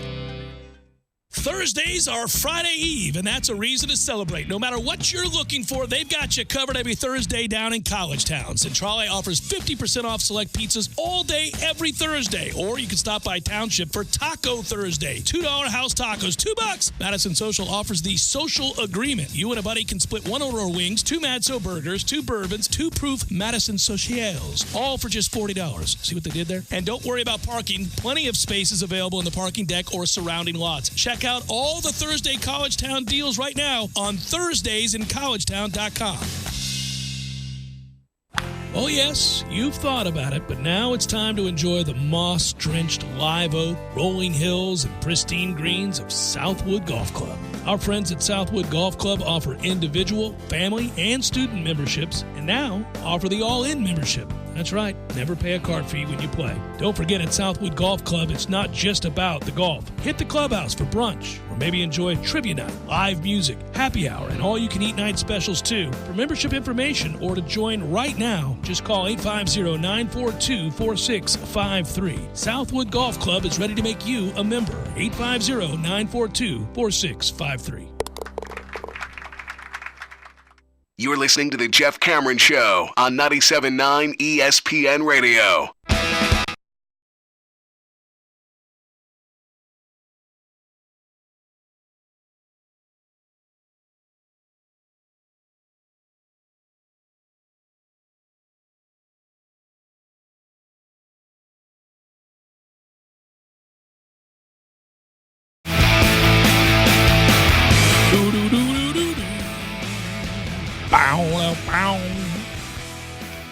NHL too? Good Lord. We got too much sports. Too many sporting items. Too many things to try to watch. Besides, the Lightning pissed me off so bad last year. I think I'll ease into the NHL probably a month and a half into the season. I don't know what I'm going to do. I'm going to keep tabs on us. I know that much. But well, you have a podcast to do, so you kind of have to watch it. You're not sure you're going to do it? I don't know if it's going to start right away. Okay. What I was told is January at the latest. At the latest, so sometime between now and then. So it's like I'm in limbo. Should I be watching closely or not, guys? That's what I want to know. Well, they're going to tell you yes, especially those podcast listeners to what's the name of that one? It's the Bolts. Joe Bolts. Joe Bolts fan with Tom Lang. Yeah. So those are diehards, I would assume, and what I would guess is that they're going to need you to pay attention, man, because I'm not going to pay attention. Got to pay attention. Got to have a clue what you're doing. I mean, am I going to fine-tooth comb this team? Like, really? No. Is that what you people want? No, because they screwed you. Screwed me. Screwed everybody who cares. I'm going to look at the new players. We made some little adjustments here or there, and that's about it. I like that. That's what I would do. Be like, it doesn't matter. Check back with you when we get to the postseason, boys. See if we can get out of the first freaking round. I was like, are we tougher? Can we be a little bit tougher? It's going to be an interesting year on the Joe Bolts Fan Podcast. Well, yeah, I think you're going to steady berate. You probably should, because last year they got into there and they just turtled. They got scared. Yeah, but it's like, should I berate them for not taking the regular season seriously enough? Because I don't care about the regular season either. Anymore. They need to save it. Broke freaking records. Save your strength. Save it. Whatever it was you spent to win 62 regular season games, save it. I'm not going to let this past weekend get past me without enjoying for a full week, because last week it brought me down. That Bucs-Giants game a week ago yesterday, brought me down.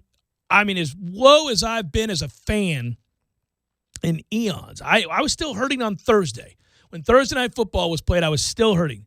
So as a Buccaneer, and a lot of you guys out there are, we got to relish in this, man. What a weekend it was. Knowles roll big, cover easy. I've got the Bucs plus 10 going on the road against the Rams. I said I felt good about more than anything. I wanted to bet the first half. I just wanted to pound the first half because the Rams start slow and we start fast. But then, not only do we not implode, not only do we cover, we win the damn game. Set a franchise record for points in a game with 55. We do it over an undefeated team in their house who was just in the damn Super Bowl. That's the most against a team that entered Week 4 at 3-0 or better in NFL history. Nobody's ever had that dropped on them while they were sitting 3-0. Nobody. Or better. Yeah. Or better. Never.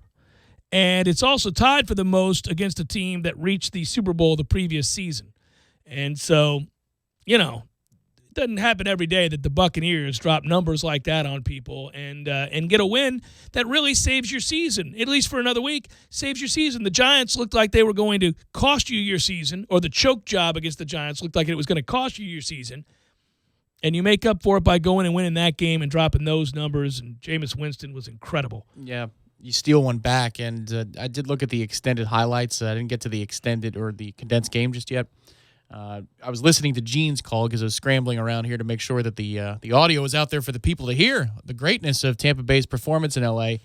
But upon rewatching the second half, but seeing the first half for the first time, his body language is so comfortable. Yeah. It reminds me of college. It was awesome. It reminds me of the way his body language looked in the pocket in college. And there's two things to say about that. Number one, you have seen it that he is steadily more comfortable with the system as it goes on. I thought the performance against Carolina signaled that he is starting to see the field the way the Arians offense needs you to see the field. Yeah. But the second thing there, remember Aaron Donald does play for the Rams. 4 tackles. You wouldn't have known that yesterday unless you did some advanced scouting, because he made one play on the perimeter against a run that would have actually bounced out and maybe been a 20 or 30-yard run. But if you're talking about pressure in the backfield, he was only hit 4 times, I think, total, Jameis? Yeah, Jameis got pressured by Aaron Donald specifically up around the neck area where it flushed him out, and it led to a sack, and that was in the first half. And I think it was the third drive. And it was the only time I thought, they're adjusting, because it was 14-0 at the time. I went, here they go. They're adjusting now. This is going to be a problem, because Donald blew past our guard and was there up around Jameis's neck in an instant. And then Jameis was able to actually spin out of that, survive for about another 3 yards before getting popped. That's the last time I remember Aaron Donald mattering in the game. It was just unbelievable. And it should be noted, because we thought, especially Ryan Jensen, the center, was listed as questionable. He played. I love that guy. He's got a mean streak to him. I love him. He's what you need. Between he and Marpet, yeah. I mean, obviously you could salivate at the idea of having Quentin Nelson next to him as well. But you know what? In that draft, you end up getting Vita Vea. And he's playing great. He's commanding a lot of attention from the defenses. Said it on the Scuttlebucks. But if you watch Shaq Barrett's 4 sacks against Carolina, the man who's double-teamed in every single one of those situations is Vita. Yeah. Not Ndamukong Suh. No. But Vita. Yeah. He's making that whole thing work. Vita Vea is good. He's a really good player. I mean, we saw it at the end of last year. All of a sudden, you got really pumped. You realized, oh, my God, okay, it's going to work out. The Bucs may not have made the wrong choice here. He just was injured when he arrived in camp, and when you're a big man like that and you got injuries, it can be tough. If you're a Buccaneer, that's one thing you can hang your hat on. Interior defensive line play is really good for both of your teams, and it is a pleasure to watch Vita Vea on Sunday. I mean, and Ndamukong, of course, is fun to watch, too. He's a future Hall of Famer. But to see Marvin Wilson on the 4th and 1 on Saturday, man, his guard into the running lane. I was laughing. That poor man. I was like, oh, sir.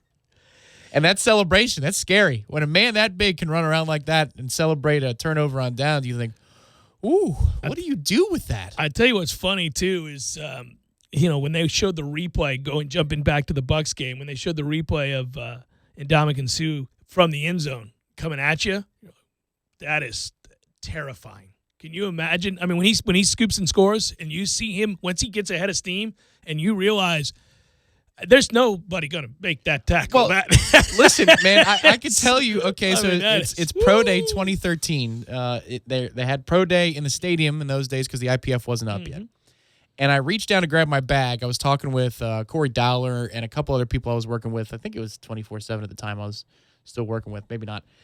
But I was picking up my bag, and I raise my head, and I see Nigel Bradham is running straight at me, shirtless and with fury because he's doing drills. Yeah. And apparently I put my bag down in the middle of the drill. Not a good idea. Holy God. Yeah. Your life flashes before your eyes because that's the same dude who killed LaRon Bird. Yeah. Well, they're superhuman in terms of agility, strength, size, all of that. And then you see that coming at you at full bore, you realize it's a different world they live in. And it brings me to my point that we really have got to stop with the nonsense. And I'm going to say it 1,000 times over, like I did in hour 1 and 2 in the beginning of this hour. Can we play football? Are we allowed to play football? It's a tough man's game. It is a brutal game. There are obvious times in which you have to send messages to players. The perfect situation is perfect today. Get his ass out of the league. The guy does it all the time. That's what you're trying to get out of the game. That, where there are obvious situations. What we saw it was the Sunday night or Monday night game, whatever that was, the Eagles. Derek Bennett. Oh yeah, Barnett. Barnett, get that out of the game. Definitely come down hard on those moments where it is patently obvious that somebody is trying to hurt somebody else. Other than that, again, guys, I get it. Tom Block, he's going to be coming up with Keith at the top of the next hour. Front row Noles first look. He tweeted about it. He's right. This is a case where the letter of the law is being adhered to and not the spirit of the law. You're absolutely butchering this. You have to understand that the game is played by people. And those are just words on a piece of paper regarding rules. And understand context and situation. Understand intent. You got to look for these things. You cannot just unilaterally across the board decide anytime a helmet hits another helmet that it's targeting. It's not. It is not. And you know what? If you never tackled somebody, maybe you don't understand that the physics of that is you are always going to be leading with your head. You are always going to be, not always the crown, but you are going to be leading with your head. There's no other way to do it. I have to, if you're not going to let me hit up high, which they're trying to make sure that's out of the game, then I have to lower myself, especially if you're shorter than me and I'm 6'4", 250, and you're 6'1" or whatever, and I'm coming in to blow you up. I've got to lower and bend now to try to get my shoulder to the side. The front part of my helmet is going to lead the way. I can't hit you with my chest. What the hell else am I going to do? There's no way around it. And just because it hits violent and a guy's got his helmet on, what the hell is he doing, by the way? He had lost it earlier. Put your damn chin strap on, dumbass. Anyhow, just because you look like you have been brutalized doesn't mean I did anything illegal. It's the physics of the game. They've got to get this. They've got to figure this out because it's going to cost us a game. It's going to cost anybody. You see it across the league. It's going to cost teams a game. You affect the integrity of the game to a place where it gets to be unwatchable. And that nonsense on Saturday was criminal. And I'm not just talking about the throwing guys out and all that other stuff. The length of that game, the flag on every play, the not understanding of the rules, the need to review every spot, every time. It was unreal. They missed a couple of big ones, too. The first drive, I think, was the more egregious of the two, where we had a 3rd and 1, and Cam cleaned it up because they had stopped the game, and they were reviewing it was an official's timeout for I forget what reason. And I was like, I thought we were challenging the spot. I was like, good, because it was like Boise, first quarter. Yeah. You're off by 2 yards. Like, you're off by 2 full yards. These old bastards spot. run out there and miss spots. It's unbelievable. And we see it every week in the NFL and in college. It's this most antiquated, silly, backwards-ass way of deciding where to spot a football. How do we... Yeah, then the Hornibrook one in the second half. I think that was closer, but it was still a wrong spot where we had the 4th and a couple of feet. Yeah. That was probably a first down. We did get a break on one. It was Warren Thompson second down where he flares out. That route, that footwork is killer, by the way. That doesn't happen without Ron Dugans here. I would just say that much. But I think we got the benefit of about 3 or 4 feet there. But that's where you have incompetence. I think what the problem you're talking about is the referees are a bit of the messenger here, and they don't know how to apply the rule, but they're told when in question to do so. Going back to a meeting we were in with Doug Rhodes. I know. Well, they got to stop. They got to stop. He said, when in question, throw the flag. And so if that is what the director of officials can say to their crew, is when in question, throw the flag, and they've got different points of emphasis every single year, well, that's a hell of a thing to say, because now you kind of understand. It probably gives you a better reasoning. I know. Like holding in the NFL, holding on Sundays before last week, before Tom Brady said enough is enough. 66% it increased by. Right, exactly. Come on, man. If your director tells you when in question you must, then that's what we're watching, But which again, is crap. I get the spirit and the intention. I get all of it. I'm for protecting players and getting rid of some of the old school way of thinking. I get that this is not Dick Butkus out here body slamming people 3 minutes after they've gone out of bounds over by the bench. Yes, number 11 did. Yes, but I'm saying every game we see egregious. If player safety is the issue, every game we see at least 10 plays where you'd say, well, that was completely unnecessary. But is it illegal?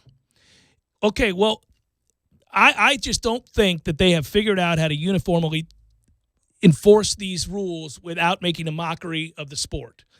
And I don't think that when they get hypersensitive about one of the many rules that they've adjusted for player safety reasons, then they kind of miss some other glaring and obvious, like clotheslines. What are we, WWE around here? You just clothesline somebody. Anybody can do that. That doesn't make you tough. Anybody can clothesline anybody. I mean, anybody can. Yeah, that's illegal. You can't do it. How about a step out of bounds? Yeah. I mean, that's clearly, if you're trying to protect a player, you would have thrown the flag there. You'd have thrown the flag on the other one. It was forcible contact to the helmet. Head and neck area. Yeah. But this stuff where, I mean, if I'm lowering my position because I can't hit you anywhere near the neck, I'm going to have to bend at the torso, at the waist, in a way that my helmet is going to contact you. And if you adjust your body, maybe last second you see you're about to get your ribs crushed and you turn to avoid that and you sink because you're trying to cower, we got a problem on our hands and there's nothing I can do about it. It's a football play and it's why we wear helmets. It's why we're wearing helmets. It's a violent game. Heads hit. It's unavoidable. It is unavoidable. He's been a lot more physical the last 2 weeks, too. Not having him in the first half hurts. Yes. I mean, Gaynor played well, but Gaynor's just going to have to be a straight pass rusher. I think you might be able to turn him loose and get something out of it. But, yeah, if you're trying to get physical up and stop ETN in the first half, it would be nice to have Janarius on the edge to go with your big three. They've done this before. You go back to any number of brutal hits. The Nigel Bradham hit we bring up all the time. And then later on I asked Michael Kelly, right? Yeah, Michael Kelly. Yeah, I asked him what could he have done different to avoid that, and he couldn't answer. He sat there silent. And they went back and realized it wasn't a penalty. Nothing about it was a penalty. He didn't launch. He didn't use his helmet. Nothing about it. It just happened to look really bad because it was Ja'Cory Harris threw a ridiculous pass. So, there are situations where if I come unblocked or I'm able to beat my offensive player that quickly and I've got a free shot on you and I outweigh you by 80 pounds, well, it's going to be a problem. It's going to look terrible, and you're going to get blown the hell up, especially if you don't bother to buckle your chin strap, and this is what's going to happen. And you can't just be throwing people out of games left and right for this because that implies some sort of intent, too. Right. Yeah. I mean, that's the other part of it. Well, and that's the thing is, yeah, he made his calculation. He got low enough. That's the point blank. If you're saying what should he have done differently, he got low enough to hit all the the kid skill legally. shots show you that. He shrinks down to Joe Pesci level. Like, what am I supposed to do? Well, apparently they're telling you not hit him or to grab him with your hands and sling him. Yeah, the other thing is with the other personal fouls, roughing the passer, that pissed me off is like, okay, we live in a world now where most every quarterback can scramble a little bit, so the play's never really over. The pump fake is allowed.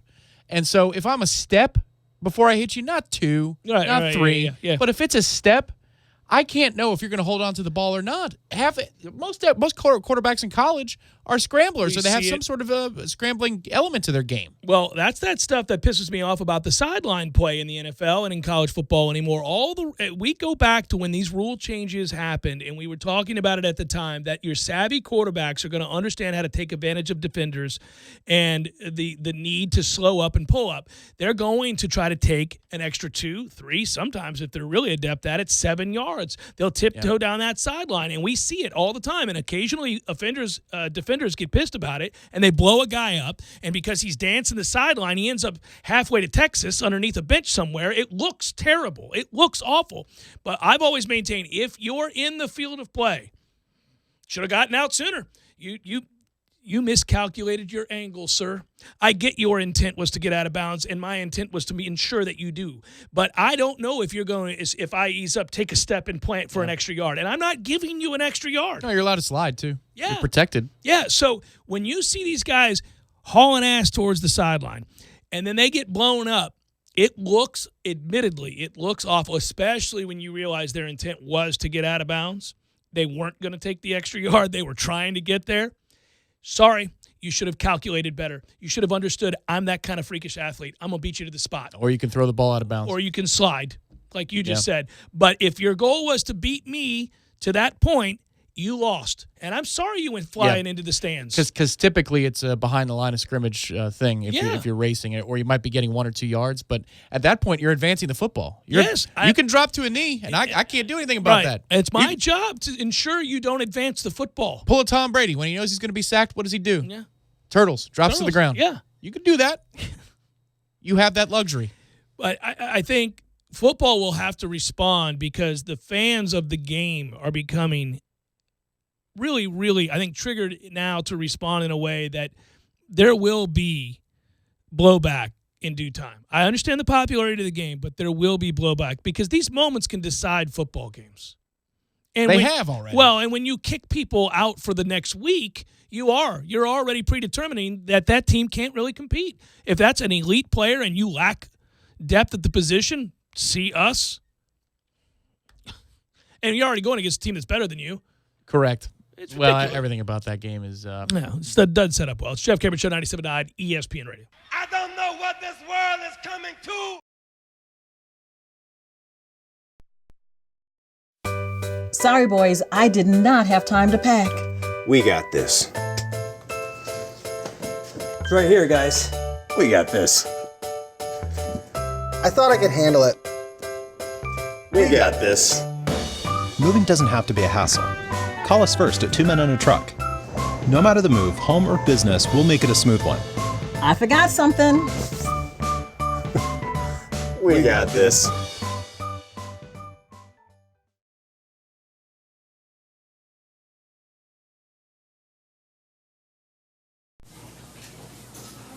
Come on, pick me! Yoo-hoo! Pick me! Pick me! No, pick me!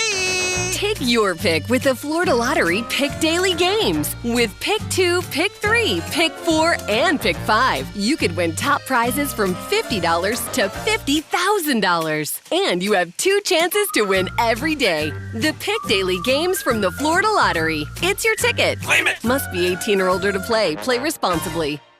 Come visit the new and exciting Hangar 38. This amazing place is for everyone listening right now. Practice your bowling skills, compete, and have fun. Whether you're a newbie, an all-star, or a beer frame champion, no matter how you roll, you'll find the best place to bowl is at Hangar 38. Hangar 38 is home to over 75 arcade games, so they're sure to have something for everyone. Zeppelin's at Hangar 38 is a premier full-service restaurant and sports bar, and it's also your place for birthday parties and company outings. Tallahassee, what are you waiting for? Come on out to Zeppelin's Hangar 38, 6668 Thomasville Road behind Walgreens. Tallahassee Dodge Chrysler Jeep Ram is the Jeep headquarters of America. We've purchased over 100 Jeep Renegades, and they've all arrived and are on the lot for immediate delivery. 2018 Jeep Renegade Latitude with MSRP starting at $25,120. On sale now for $18,870. That's a savings of $6,250. A new Jeep starting at only $18,870. Those prices are unheard of and can only be found at your Jeep headquarters of America, Tallahassee Dodge Chrysler Jeep Ram. No other dealer can offer you this kind of savings. We buy in mass quantities and pass along the savings to you. 2018 Jeep Renegade Latitude, starting at $18,870. Payments as low as $299 a month. On the corner of West Tennessee and Capitol Circle, where we're right on the corner and always right on the price. Check us out on the web at TallahasseeDCJ.com. All prices include rebates and incentives plus tax, title, and dealer fee. State number 18J605. Must finance through Chrysler Capital and qualify for all rebates and incentives. Hi folks, Dirk Bentley here. Being on the go is a big part of my life. I love seeing new places, meeting new people, and performing all over the world. For energy on the go, for me, it's 5-Hour Energy. It works fast, works long, and it tastes good. With 0 sugar and 4 calories. Try it. It could work for your on-the-go life too. 5-Hour Energy. Energy on the go. For more information, visit 5hourenergy.com. Geico presents eyewitness interviews with inanimate objects. This is Belinda Collins, live on the scene of a recent hailstorm. Here to describe the event, a football. Bro, I was just hanging on the roof when this gnarly storm starts dropping baseball-sized hail. I mean, the shingles got beat up. A few windows looked broken. It was savage. Did you do anything to help? Nah, bro. I was in survival mode. Your football can't help you in a hailstorm, but the Geico Insurance Agency can help you get covered for personal property damage. Call Geico to see how affordable homeowners insurance can be. Broadcasting live from the Tallahassee Dodge, Chrysler, Jeep, Ram, Fiat studios in the capital city of Tallahassee. This is the Jeff Cameron Show on 97.9 ESPN Radio. Man Cave Monday, brought to you by Tallahassee Dodge, Chrysler, Jeep, Ram, Fiat. Right on the corner and always right on the price. Check out the latest 2019 inventory at TallahasseeDCJ.com today.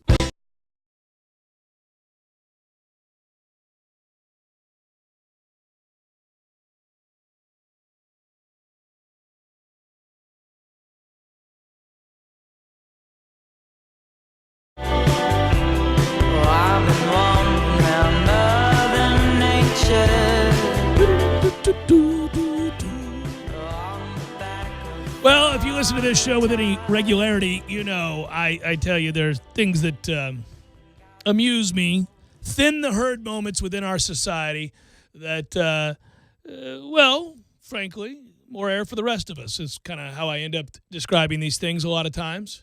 The darkness is creeping towards you. But that said here, I can't – this is fascinating. I feel bad for the person that I'm about to describe because it's not over-the-top reckless, like, you know, trying to get out of your car and yell at a lion. You see people who throw stones at bears and get attacked. Like, well, what are you doing there, pal? What do you think is going to happen? The lady who went swimming with her friend, despite the signs posted everywhere about the crocodile-infested waters. You know, these things. And the local magistrate who didn't give a damn. No. That person was who dead. Rightfully said, well, what do you want me to do? We've got signs every which way to Sunday. I can't save everybody. I'm not sorry for your loss. I'm not sorry. I'm not sorry.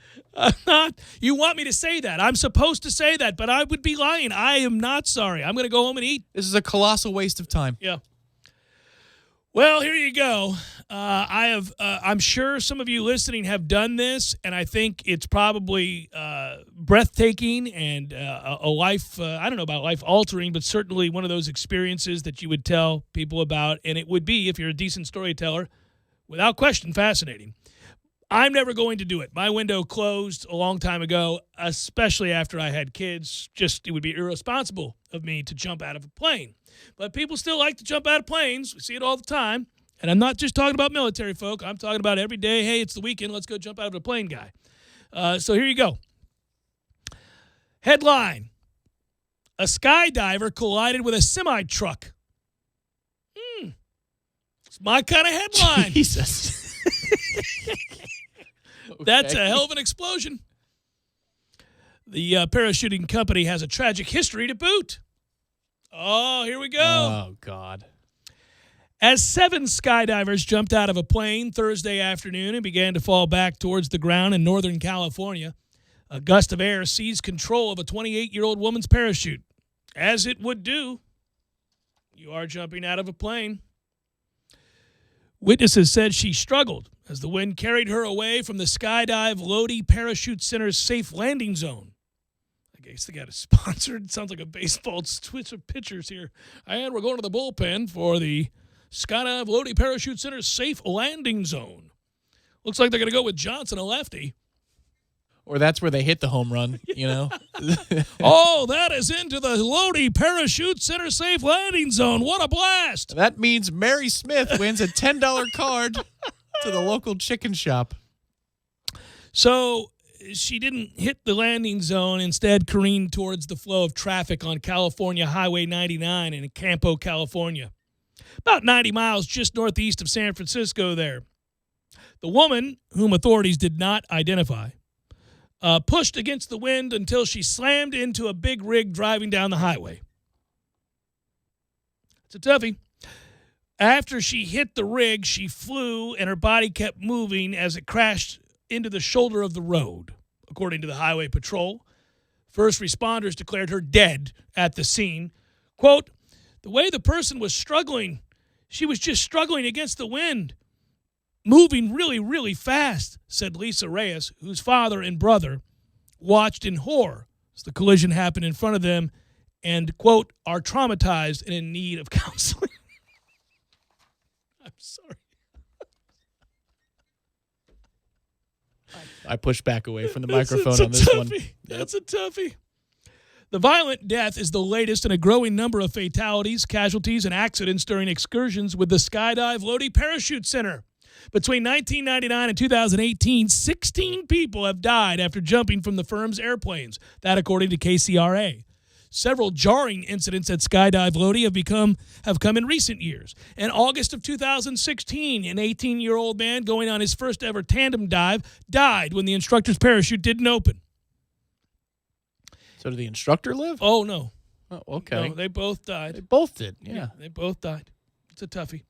But they feel less bad respect about for the instructor. The instructor's got to get it together. What are you doing? In May of 2017, Matthew Ciancio, a veteran skydiver, died during a wingsuit base jump that allows divers to free fall over long distances. Mm-hmm. The 42-year-old's parachute improperly deployed at the time, sending him spinning out of control into the side of a cliff.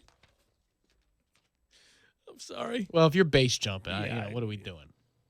Also, a woman died using her own equipment on a dive with the Lodi company. So they're like, hey, it was her equipment. Yeah, that's an erroneous sentence. If I'm a PR rep for that, hey, man. What are we doing here? Yeah. Jeez. The center's troubles have gotten the attention of authorities. In 2016, federal regulators revealed that the instructor who died in the same tandem jump time that killed Turner did not have a proper license. Oh. Last year, the FBI raided the center to confiscate waivers, receipts, and video footage. Oh, my God. My favorite line here is the Federal Aviation Authority has previously recommended fines of just under $1 million. You skip ahead here, and they say they would have fined the center and the woman had she not died. Meaning the instructor who died. Oh. She had a fine coming, but she was obliterated upon hitting Earth. They're looking into more regulations. I'd not jump out of a plane. That's a toughie. It's going to take you on the highway. The second you start getting blown away from the landing zone onto the highway, you got a lot of time. That's a big rig. Oh. You got a lot of time. That's speed, too. I think a parachute brings you back to Earth at 1 mile an hour. It doesn't work like that. Faster's better than slower. I mean, at least you'd hit this thing going full bore. You want to be obliterated. Can you imagine being the driver? Oh, yeah, he's just whistling Dixie. He's on his way cross-country, dropping off pillows. Like Dave Chappelle in Con Air. Jesus. Final hour.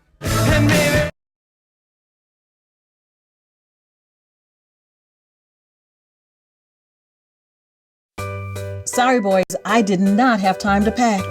We got this. It's right here, guys. We got this. I thought I could handle it. We got this. Moving doesn't have to be a hassle. Call us first at 2 Men in a Truck. No matter the move, home or business, we'll make it a smooth one. I forgot something. We got this.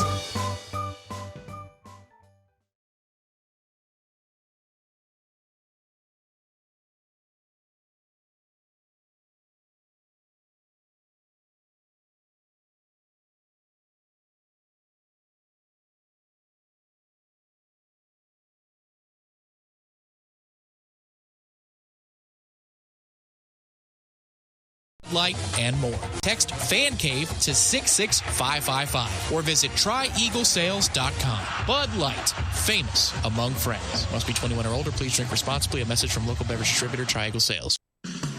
Who's ready for the best wings in Tally and locally brewed beers? Hobbit American Grill is the place to be. They've been voted Tally's best wings again in 2018. Hobbit offers Bingo Mondays, happy hour all day Fridays with craft beers on tap from all the local breweries. And the Hobbit is your home for all the UFC fights with plenty of high-def TVs for everyone. Be on the lookout for the food truck coming soon with the best lip-smacking wings in town. Hobbit American Grill, celebrating 40 years of serving great food to great friends for good times. For info on their hours and 3 locations, visit them online at myhobbitonline.com.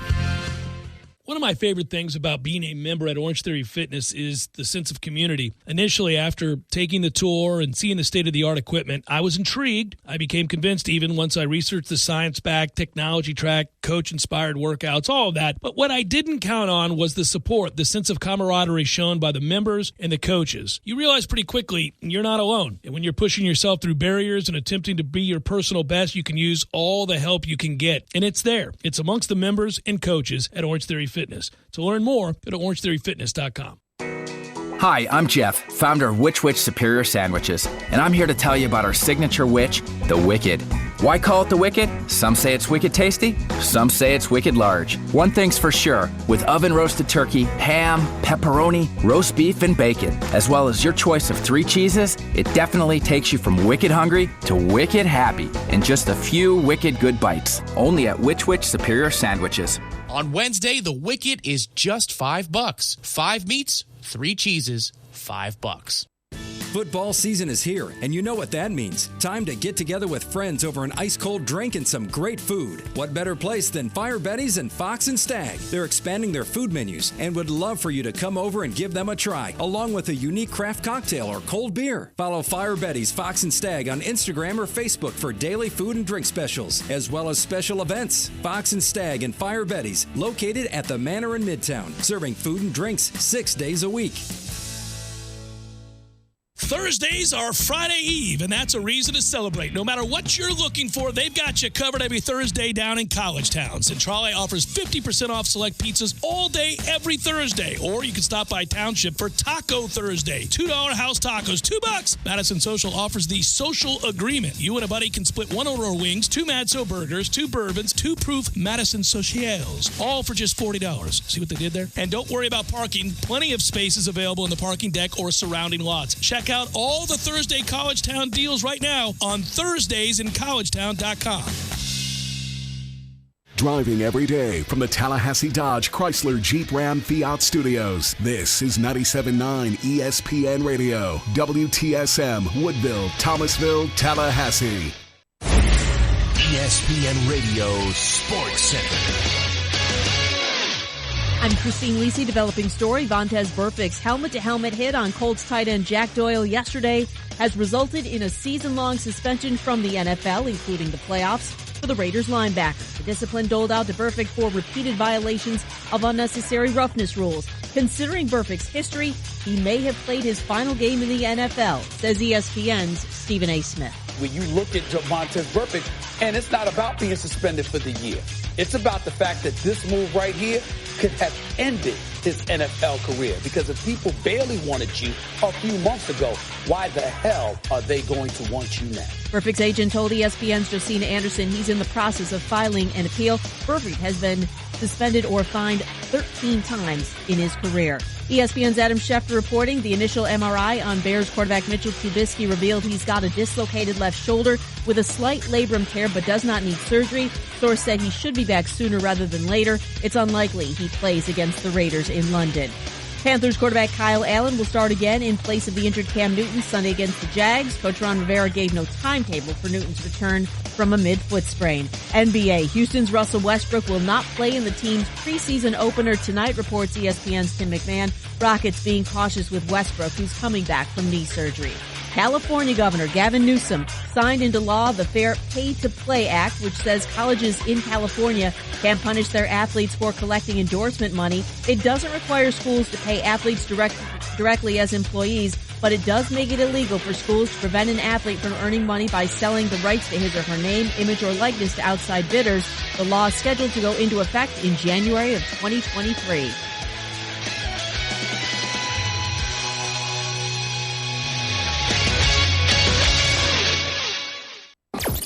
Broadcasting live from the Tallahassee Dodge Chrysler Jeep Ram Fiat Studios in the capital city of Tallahassee. This is the Jeff Cameron Show on 97.9 ESPN Radio. Man Cave Monday, brought to you by Tallahassee Dodge Chrysler Jeep Ram Fiat. Right on the corner and always right on the price. Check out the latest 2019 inventory at TallahasseeDCJ.com today.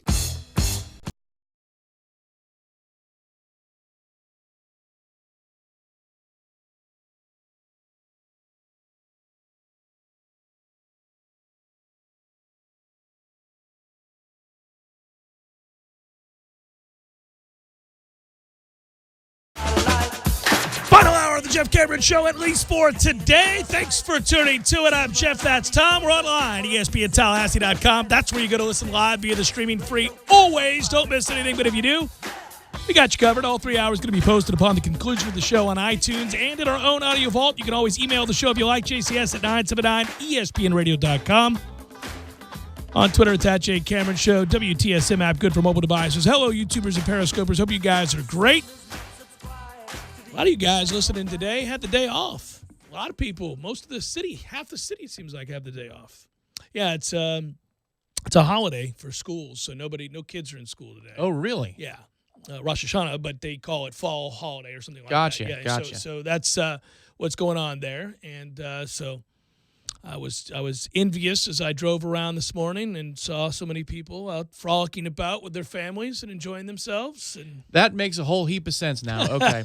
You're not getting responses and emails and things? Well, but I also just on the drive in, I saw some kids like they were at an office park and they were playing like in the office park parking doing? lot. You should be in school. Yeah. Okay. Yeah. When you don't have kids, it can easily be a case where you're kind of confused on a day like this. They have this every year, and it always sneaks up on me. I always forget it's happening. And then my wife's like, I don't have work today. Kids are home.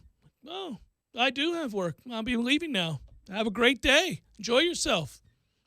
I will have a good day because I like my job, but it's still a job. Well, but the good news is we have our own holiday coming because it's the bye week. It is the bye week, and after a home schedule that featured 4 games in the first 5 weeks, all here in Tallahassee, it does weigh on you a bit, and it's nice to enter into that bye week with a win, a convincing win. Florida State really overcoming a night where their offensive line got undressed for most of the game. It was not, I'll be honest with you, it's weird. It's a good thing NC State's not very good. And we were right about that. We had watched the film on NC State. We had seen them, and you and I talked about it on the pregame show and during the Jeff Cameron Show all of last week that NC State wasn't bringing a lot to the party for this game, and I felt good about the chances that not only would Florida State win, obviously I picked them to cover, but I thought they could win really comfortably. And if they were any good at all on the offensive line, they would have won by more than they did. Would have won by a lot. That's not a good NC State team. So having said that, I don't want to take away credit from us. I want to point to something here that I think it's important. That group overcame, meaning the coaching staff, and in particular really impressed Randy Clements and Kendall Briles. They overcame, simply put, a physical disadvantage that was alarming. And at 3-0, the game was turning in the direction of NC State. We're up 3-0. But everything about the game is favoring NC State. And the reason that it's that they're getting a ton of pressure on Alex Hornibrook. And they're hitting him, and the running game's not getting going for Florida State. And it's pretty obvious that the offensive line is outmanned. They physically cannot match up. And that doesn't tend to change during the course of a game. So we always talk about entering into games, watching the line of scrimmage. The first quarter in particular, you can usually do it in 3 or 4 series even. Get a good handle on the trenches and what's going to happen there. And if a team is getting dominated up front, it's hard to then navigate a way in which you're going to move the ball effectively, win the field position battle, score points, and win a football game if you can't block it up. We all know, as Florida State fans, the last several years, Florida State loses at the line of scrimmage every single week. One of the advantages of tempo is to mitigate that disadvantage. It's still a disadvantage. It's just not an overwhelming disadvantage because the defense doesn't have time to get set. So you have opportunities either because you're wearing them down or because they haven't been able to kind of get their bearings and figure out what you're doing yet and get set to take advantage of guys out of position, a misstep here, a bad angle there, those kinds of things. That's what tempo allows for you to do, is overcome and mitigate a distinct disadvantage on the offensive line, but only to a certain extent. At the end of the day, you still have to be able to block. At the end of the day, you still have to occasionally win the line of scrimmage or at least break even. And NC State was just throttling Florida State's offensive line, and I was of the mindset, I told my father, we're in trouble. This isn't going to go well, and it's pretty apparent unless there's an injury, James Blackman's not coming in. NC State also figured out they didn't have to worry about the deep ball. Alex Hornibrook's lack of arm strength came into play here, and they're winning the line of scrimmage as NC State, and I'm thinking in my mind, oh, buddy, this is all adding up to a problem. Now, if you flip it, you felt good that they weren't going to be able to move the ball all that well either. And all of a sudden, you're thinking, man, this is a 17-10 game waiting to happen. This is just a low-scoring affair. They can't move the ball. NC State doesn't have good quarterback play. They don't have any dynamic players on the outside that it can go up and just dominate you down the field. You began to wonder, how's anybody going to get their points? But as it turns out, you know what? Adjustments are made, and that's the area where I feel most, confident that in games where we're outmatched, in games where we can't block it up, this year, unlike last year, there is an answer. There is something that Kendall Briles and Randy Clements are going to do. They're going to work together and dial up something. And they began to cut NC State here. They began to throw those slants. They found a way to do enough to kind of change NC State's angles, change NC State's mindset, change what they had to guard against, and then that opened up the other stuff. And I thought that was important. Yeah, I would add this too, that I don't think our receivers generated much space when they were in one-on-one coverages. Now, there's a lot of zone that NC State, they're mixing it up. Yeah. But for the most part, in this game early on, a lot of the stuff is covered. A lot of the stuff, Hornibrook is holding on to the ball, but I'm looking, this morning when I'm rewatching it, all right, did he miss somebody here or there? He didn't really miss a whole lot. I can't speak for down the field because when you watch it on the Doak you don't version, get the all-22s. No, yeah. Well, and of course, Doak has like the most zoomed-in camera work of all time, so you can't see what the safeties are doing. But up front, like in the Alex Hornibrook happy zone for distance of throws, most everything was covered. And I think that speaks to what you've been talking about today, which is they don't have to fear it. So they're from the 10 yards and in. They know everything is going to be around the line of scrimmage. We ran a lot of perimeter screen looks, a couple of which that if you just keep it in Cam's gut, we actually do have it blocked up. It was very frustrating, and I think what we've learned from this game is something that we talked about last week. The two-quarterback system is the way to go. You need both. You're going to need both. Because clearly there is something that we lack and something that Alex lacks in the way of arm strength that allows people to play downhill against us, and it feels like you're having to work up the hill when you're trying to get down the field. Yeah, it's why I said that we should celebrate the quick healing powers and progress that James Blackman made in practice last week. It's that you need both guys. I would have wanted, as this game went on, because I was really concerned about it, to loosen up that defense and trying to go downtown a little bit and get them to play you honest. Now, I understand that you kind of give away your intentions when you do that. If you bring him in, then you bring the other guy in, they know the deal. But you do change mindsets a little bit, and you also make a defense guard the entire field when James is in there, and you have options there. Well, and also if you're going to get rushed like we were, what James did in the middle part of the game against Virginia is show you why he's so valuable in that regard. Yeah, move around. Remember, listen, if football is a game of inches and it's an oblong ball, it hits the ground, and sometimes it bounces your way and sometimes it doesn't. When Alex fumbles early in this game, if NC State has that first and goal or first and 10 inside of the 15, who knows how this shapes out. So to me, James has already been invaluable. I was never of the mindset that Alex Hornibrook needs to completely replace James Blackman. I do see that there is value in playing both of them, But there's no doubt there's a reason James is the starter because you do have to defend the whole field. It's not like James can't use a 5-yard pass or a 5-yard hitch. A lot of times he tries to do that too much to get his other guys involved and get them in the rhythm of the game the way we used to with Kelvin Benjamin. You had to make sure that people were invested early on, but he does so sometimes to the detriment of our offense. I think you need both guys, and if you needed proof, well, you got it on Saturday night. Saturday night proved that. Saturday also showed you that the defense continues to get better. I'm not in love with this defense. I like it. It's got real holes, real problems, but some kids are emerging. I thought Levante Taylor was playing a whale of a football game before he got hurt. He was playing well. I love watching Amari Gaynor, period. I just think he's going to get better and better the more he plays and the more that he begins to understand what's being asked of him. But he's so athletic and so strong. There's foreshadowing of it last week. We talked about it, that on the backside of a play, there's a play that's schemed away from him. It's like a little flip to the flat, and he's on the near side, and he runs all the way across the field, and he's kind of sort of in on a tackle. But you love the pursuit. Didn't that tell you? That's the type of play down the stretch where he forces the fumble inside the 5-yard line. You only make that if that's your habit. Not if it's something that you do once in a while. That's your energy, if it's your habit, it's what you're going to be able to make a play like that up the field. Marvin Wilson does it all the time. He's the first one to get down the field and make a play 10, 15 yards in the defensive backfield, even though that's not his position. That's what we do now as a group. You're seeing everybody fly to the football more. Willie hit on it this morning in his presser, all of it. That's what you're seeing is if we miss the first tackle, hey, there's a second or a third guy there. That makes all the difference in the game. They're playing hard. They're playing hungry. They're playing focused. They're playing invested. They're not great, but you give yourself a chance to win games and overcome obstacles when you play hard and play for each other. It sounds cliche, but it's true. Now they're on a 2-game win streak entering the bye week. Everybody's kind of calming down a little bit here. Look, by no stretch are we an elite team. Not where we want to be, not even close to it. But I do think, and we all know what's going to happen against Clemson. It's a foregone conclusion. I don't care that North Carolina played Clemson close. If anything, that actually hurts our chances of beating Clemson. That will wake them from their slumber.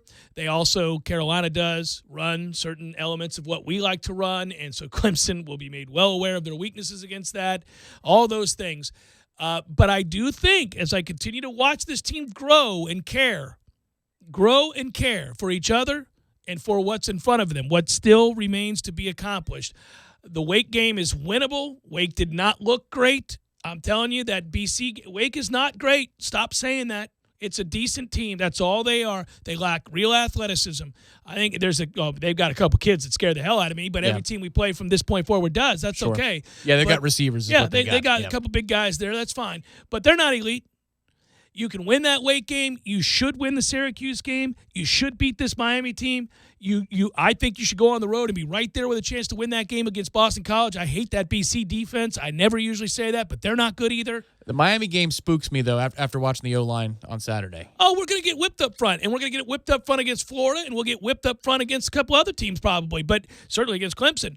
But they'll mitigate some of that. They'll go into those games knowing they aren't going to win those matchups physically. Well, you got to have James. Again, that does. It would help, yeah. It certainly would help. But he'll be back. He was almost back this game. So he'll be back, and it'll be fascinating to see what they do present to Clemson. I just got 2 weeks to prepare for it. I'm throwing the kitchen sink at them. I'm running more trick plays than you've ever seen because they can't win this game straight up. At minimum, I feel like there's a really good chance that they turn in an effort that has us going, okay. Like we come away with it feeling all right.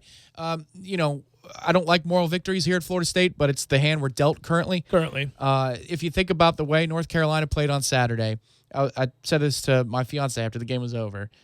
The funny thing about Clemson and North Carolina in that moment is both of those fan bases might be out in Chapel Hill that night at a local college watering hole, and they'd be perfectly fine with each other because both teams, in a way, won. Mm-hmm. Clemson got the win. They don't feel great about it, but sigh of relief, and they get the win.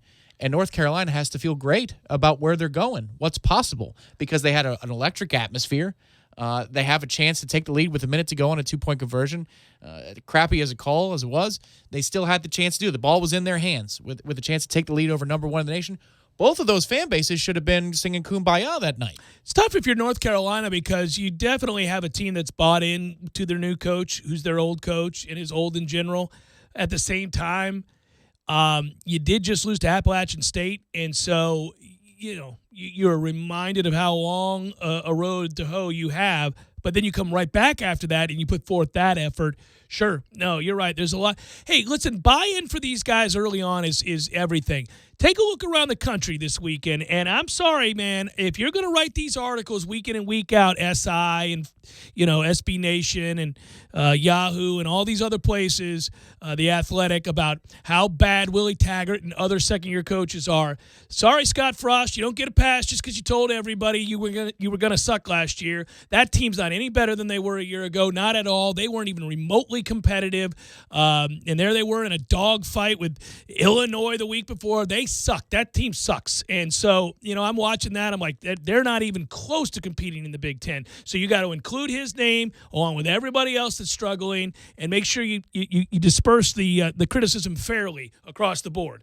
Because, my God, Ohio State could have dropped 115 on that team. Yes. If they wanted to. Ohio State has been a machine. They are a machine. That team is loaded. And defensively, yeah. Woo. So our defense, though, talk about buy-in. I think that's what you're starting to see here. They are limited. Linebacker play continues to be an issue. Warner inside had a forgettable night. He made a couple of plays here or there, but on the wrong side of a lot of things, catching blocks. The drop was, we don't know how to defend the middle of the field if we drop back in zone. It's pretty atrocious. Our zone principles are terrible.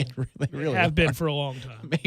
Maybe de facto over there in 2 weeks can do a little bit of a job of getting us better. But the seams are open for business, baby. And they just weren't good enough to take advantage of it. But in general, you're seeing everybody. Dontavius had one of his better nights in the last 2 seasons. Yes, getting he did. Downhill, getting off of blocks. Again, NC State's terrible, but you'll take any kind of improvement you see. And it's just the attitude, the camaraderie. It's coming because they believe in what they're being taught. Whereas, look at Boise. Well, they're in given this a game. chance to succeed. Yeah. Compare Boise in this game. Yeah. How confused were they in Boise or against Boise? And how much more together? And it looks like they know what they're doing out there. Yeah. It does. They might not be good enough, but at least they know what they're doing a little bit. Yeah, they do. Especially up front, I think they know what they're supposed to do. They certainly feel more comfortable just trying to dominate the guy across from them. One gap this thing and just do what you can. You're seeing dudes around the ball a lot more instead of just these wide open runs or and shots they're playing down. fast too. That's the other thing. They are playing fast. Yeah. So I give them credit. I know how bad that team is, but I'll take whatever improvement there listen, is. when you're bad, good teams take advantage of bad teams and they win games comfortably when they face them. Well, we won the game comfortably, and so bother to catch an interception or two. Oh yeah, my goodness win this gracious! game by 50. Yeah, absolutely. And I didn't know that Bailey Hockman, apparently I found this out afterwards, had, that situation with him leaving was not on good terms. It was acrimonious. And he had some things to tweet and say about his former team and paid a dear price for Yes, he it. did. I think we were only credited with, was it 8 pressures, something like that? But, if you throw in the personal fouls. Well, I just got done on a rant about it a moment ago. We got to stop. We got to let people play football. I didn't hate all of them. That's for sure. We got to let people play football. Just, God dog it, man. No, that was a weird situation. He had a press conference with the other 2 once they announced the starting quarterback last year, and then he was gone. Yeah, it was weird. But he had a presser. He was angry, obviously, and great. I wish for people to move on and do well for themselves, and sometimes it doesn't work out. But I didn't realize that he was chippy about it, and so, he's got a long way to go. He was terrible in this game. The kid they had starting for them, the McKay kid, he's terrible too. I hope one of those 2 starts next year. They don't have a prayer with either one of those 2 kids at quarterback. Those 2 players are garbage. Jeff Cameron Show, 97.9 ESPN Radio.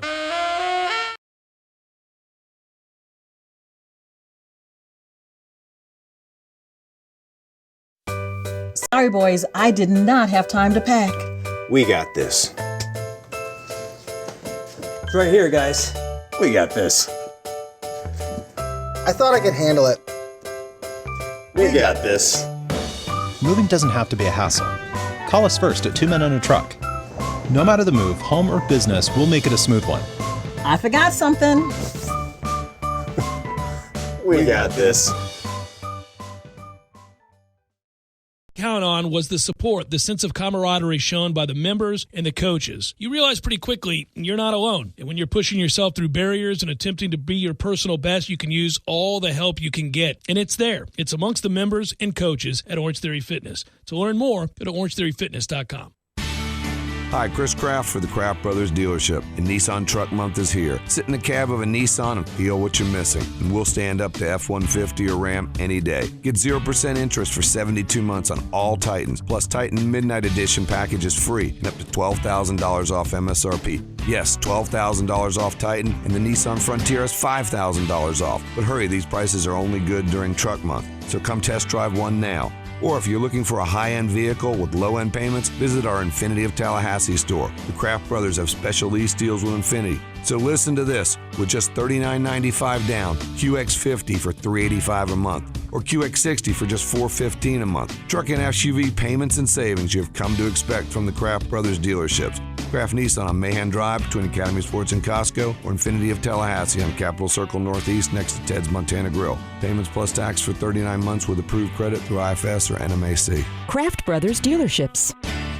Xfinity delivers the fastest internet, the most Wi-Fi coverage throughout your home, and the most Wi-Fi hotspots nationwide. Only from Xfinity. Call, click, or visit an Xfinity store today to experience all Xfinity has to offer. It's football season in Florida's Panhandle, and the best place to shop for FSU apparel and merchandise is Garnet & Gold. Owned and operated by Seminoles for Seminoles for nearly 40 years. Garnet & Gold has a huge selection of FSU merchandise to serve you, the true Nole. Shop online 24/7 at garnetandgold.com. And on game days, visit us on West Pensacola Street, just 2 blocks from the stadium. And remember, we're always open at garnetandgold.com. Go Noles! Hi, I'm Jeff, founder of Which Superior Sandwiches, and I'm here to tell you about our signature Which, the Wicked. Why call it the Wicked? Some say it's wicked tasty, some say it's wicked large. One thing's for sure, with oven-roasted turkey, ham, pepperoni, roast beef, and bacon, as well as your choice of 3 cheeses, it definitely takes you from wicked hungry to wicked happy in just a few wicked good bites. Only at Which Superior Sandwiches. On Wednesday, the Wicked is just $5. 5 meats, 3 cheeses, $5. Want to hear something amazing? Discover matches all the cash back you earn at the end of your first year automatically, dollar for dollar, with no limit on how much you can earn. Amazing. It's kind of like being showered with cash from above, which would also be pretty amazing. It's so amazing that millions of people a year are getting their cash back matched. They just can't get enough. So whether it's raining down on your head or raining into your bank account, it's your cash back, and Discover is matching it. Discover Cashback Match. What are you waiting for? Learn more at discover.com/match. Hey, Jeff, what's going on, man? Hello, Eddie. How the heck are you, buddy? I'm okay. I guess we got to do this commercial. Time for the bantering to begin. Yeah, but you know what, Jeff? I want something different now. You don't want to banter anymore? I enjoy the banter. I do. But I want theme music, Jeff. Gordo's needs theme music. Gordo's, the restaurant, the delicious food and the people and the atmosphere. Gordo's, not you personally, but Gordo's. Yes, I like Gordo's, not me. I mean, of course, I would love to have people following me around playing music all the time. Especially at Gordo's. It's always in my head.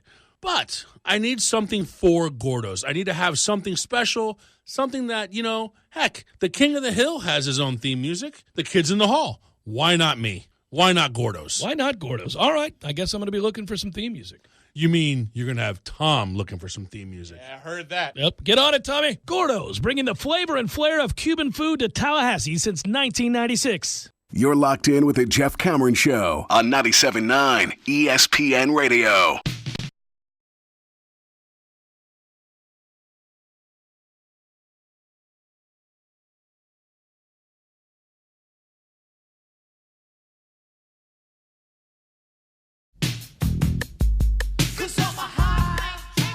Strike You is on. Today is the last of September. Tomorrow we welcome in October. Celebrate. Normally that's a great thing. 97 degrees all week long. Yeah, I think we got 2 Augusts. Sweet Jesus. It's never going to end. We should do this show from Alaska. At some point we're going to have to move somewhere where we are guaranteed that it will be cold at some point in the year. You go crazy. As an aside, nothing to do with nothing. Sorry, weather rant. You never believed it. And I rarely do when people give the explanation that Greg Schiano gave. Urban Meyer has given it. It's such an easy thing to fall back on because people can't come at you with a lot of vitriol because they'll be made to look bad. But you can certainly read it and think, I don't believe you. Perhaps that's true. Perhaps. But I don't believe you. And that's why I read whenever somebody abruptly leaves a job, leaves a position under stressful circumstances, and then hides behind religion or their family. And again, you see my point. It's a sensitive deal because what's somebody supposed to do? If they come at you, well, you're questioning his personal beliefs. You're questioning his loyalty to family. Can't sit, right? It's like when you tell somebody, that's really fake patriotism. That nonsense you're doing, that's nothing to do with nothing. That's really kind of silly. You can't do it too vigorously without people beginning to question your loyalty, right? It's just silly that way. So it's an easy fallback for people when they don't want to tell the truth. Greg Schiano left Ohio State at the time to become the New England Patriots defensive coordinator in February, abruptly resigned in March, leaving a lot of questions. If you recall, we talked about it. Sure did. And he said at that time this, did Greg Schiano. I have informed Mr. Kraft and Coach Belichick that I am stepping down from my position at the Patriots. This is not the result of any one event, but rather a realization that I need to spend more time on my faith in my family. Get the hell out of here with that nonsense. I don't want to look back years from now and wish I had done things differently. Therefore, I am taking time away from the game to try and recalibrate my priorities. Okay, so you see, on the surface, there's nothing I can say about that without me sounding bad. There's nothing really anybody could do to attack that, except for most of the time when you read that, it's simply not true. It just isn't. And time and again, just like it was with Urban Meyer and all these other guys that hide behind religion and or family, they're lying. There's something else going on. So it's interesting. If you read Football Scoop's article, in recent days, that Schiano left his post back in New England in order to make himself available to return to Rutgers. Oh, imagine that, as the Scarlet Knights head coach. Sources said Rutgers made it clear to Schiano at the time that he would be their top choice to replace Chris Ash once the position would become available. Oh, and it would become available. They assured him of it. So Schiano went in and told Bill Belichick, look, I'm going to go back home. I need to spend more time with family. Get back in touch with my Lord and Savior.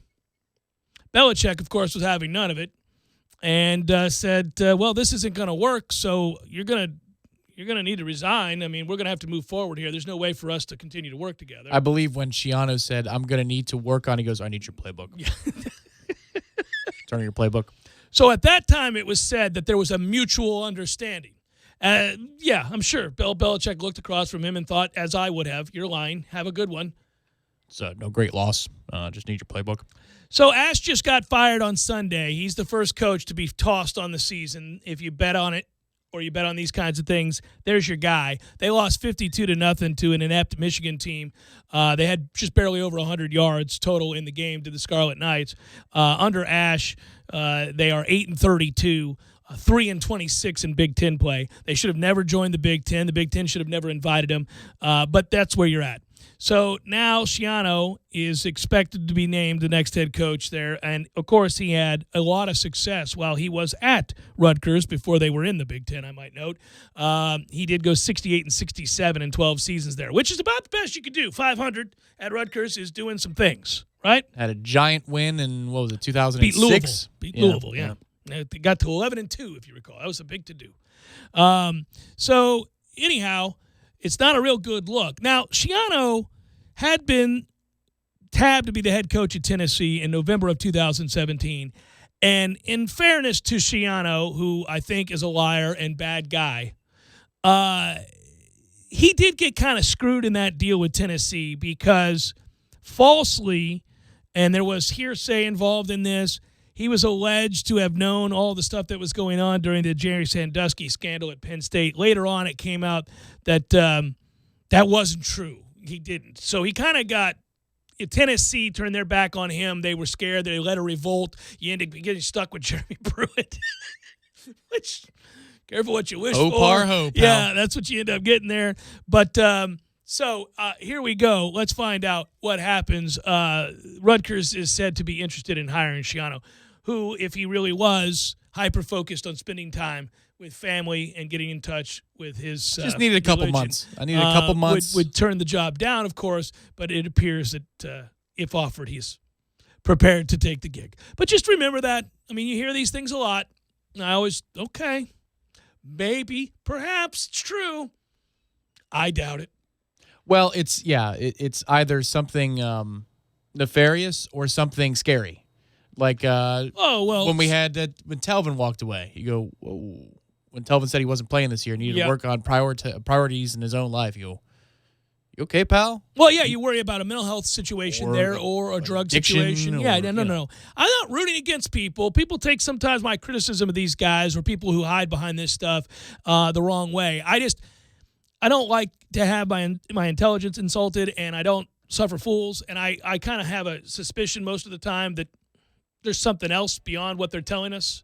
And usually that turns out to be true. And Schiano plays like Urban Meyer does, a superior card all the time. All the time. And you're like, oh, really? Urban's got a heart condition. He's spending more time with his family. Going to take this job with ESPN. Be traveling. You mean back at home? You're going to do like the Herb Street thing where you do the interviews from your den? No, not at all. I'm going to be on the set. I'll be in Bristol every day. I'll go to wherever you need me. It's the Jeff Cameron Show. Oh, sister, that's right. Sorry, boys, I did not have time to pack. We got this. It's right here, guys. We got this. I thought I could handle it.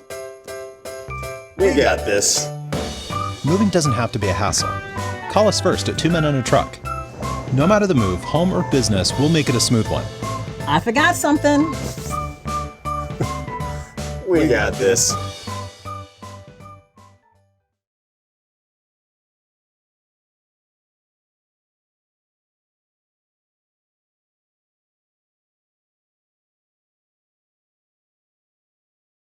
Games for Less, the only locally owned and operated gaming store in town, has Tallahassee's largest selection of new and used video games and game systems. The future of video gaming is at Games for Less, where they have both the PS4 and Xbox One. It's time to trade in your old systems and elevate your gaming experience now. Games for Less is also your headquarters for the best in retro gaming. Atari 2600, original Nintendo, Super NES, or Sega Genesis, you name it. They got it at Games for Less. Games for Less, the Super Walmart Shopping Center on Appalachia Parkway. Give them a call today at 850-219-3535. That's Games for Less.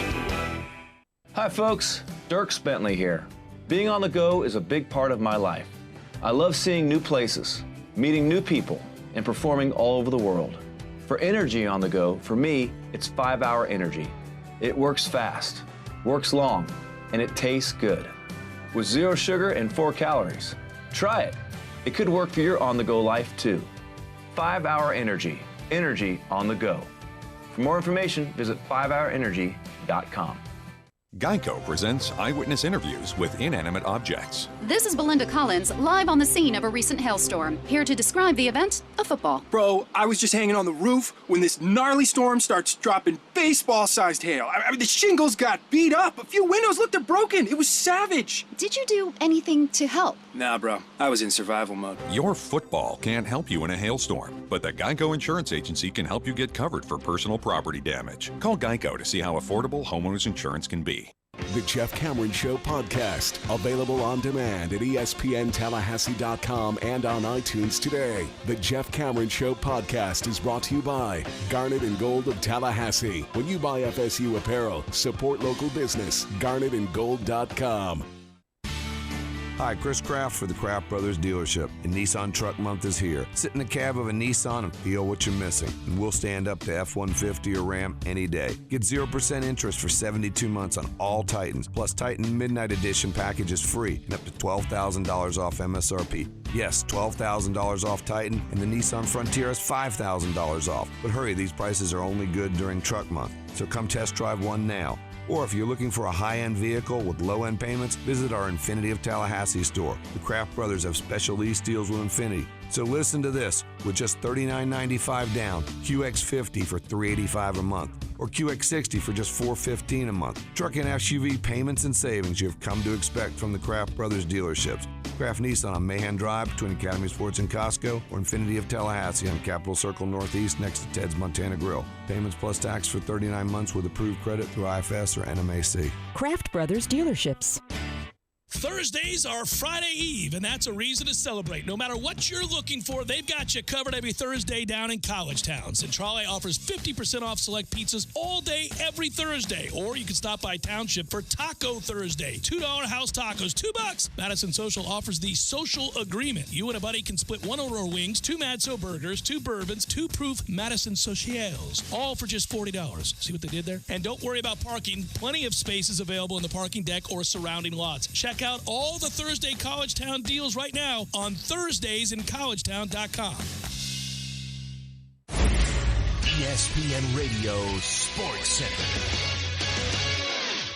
I'm Christine Lisi, developing story. Vontaze Burfict's helmet-to-helmet hit on Colts tight end Jack Doyle yesterday has resulted in a season-long suspension from the NFL, including the playoffs, for the Raiders linebacker. The discipline doled out to Burfict for repeated violations of unnecessary roughness rules. Considering Burfict's history, he may have played his final game in the NFL, says ESPN's Stephen A. Smith. When you look at Jameis Winston, and it's not about being suspended for the year.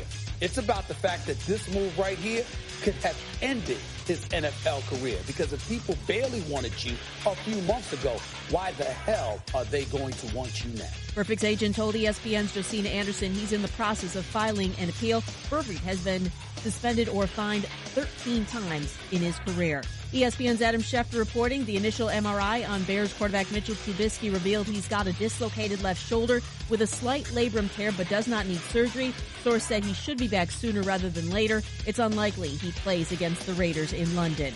Panthers quarterback Kyle Allen will start again in place of the injured Cam Newton Sunday against the Jags. Coach Ron Rivera gave no timetable for Newton's return from a mid-foot sprain. NBA, Houston's Russell Westbrook will not play in the team's preseason opener tonight, reports ESPN's Tim McMahon. Rockets being cautious with Westbrook, who's coming back from knee surgery.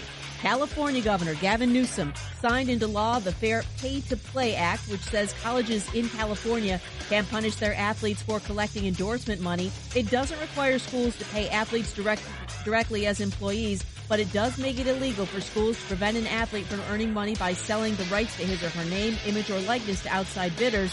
The law is scheduled to go into effect in January of 2023.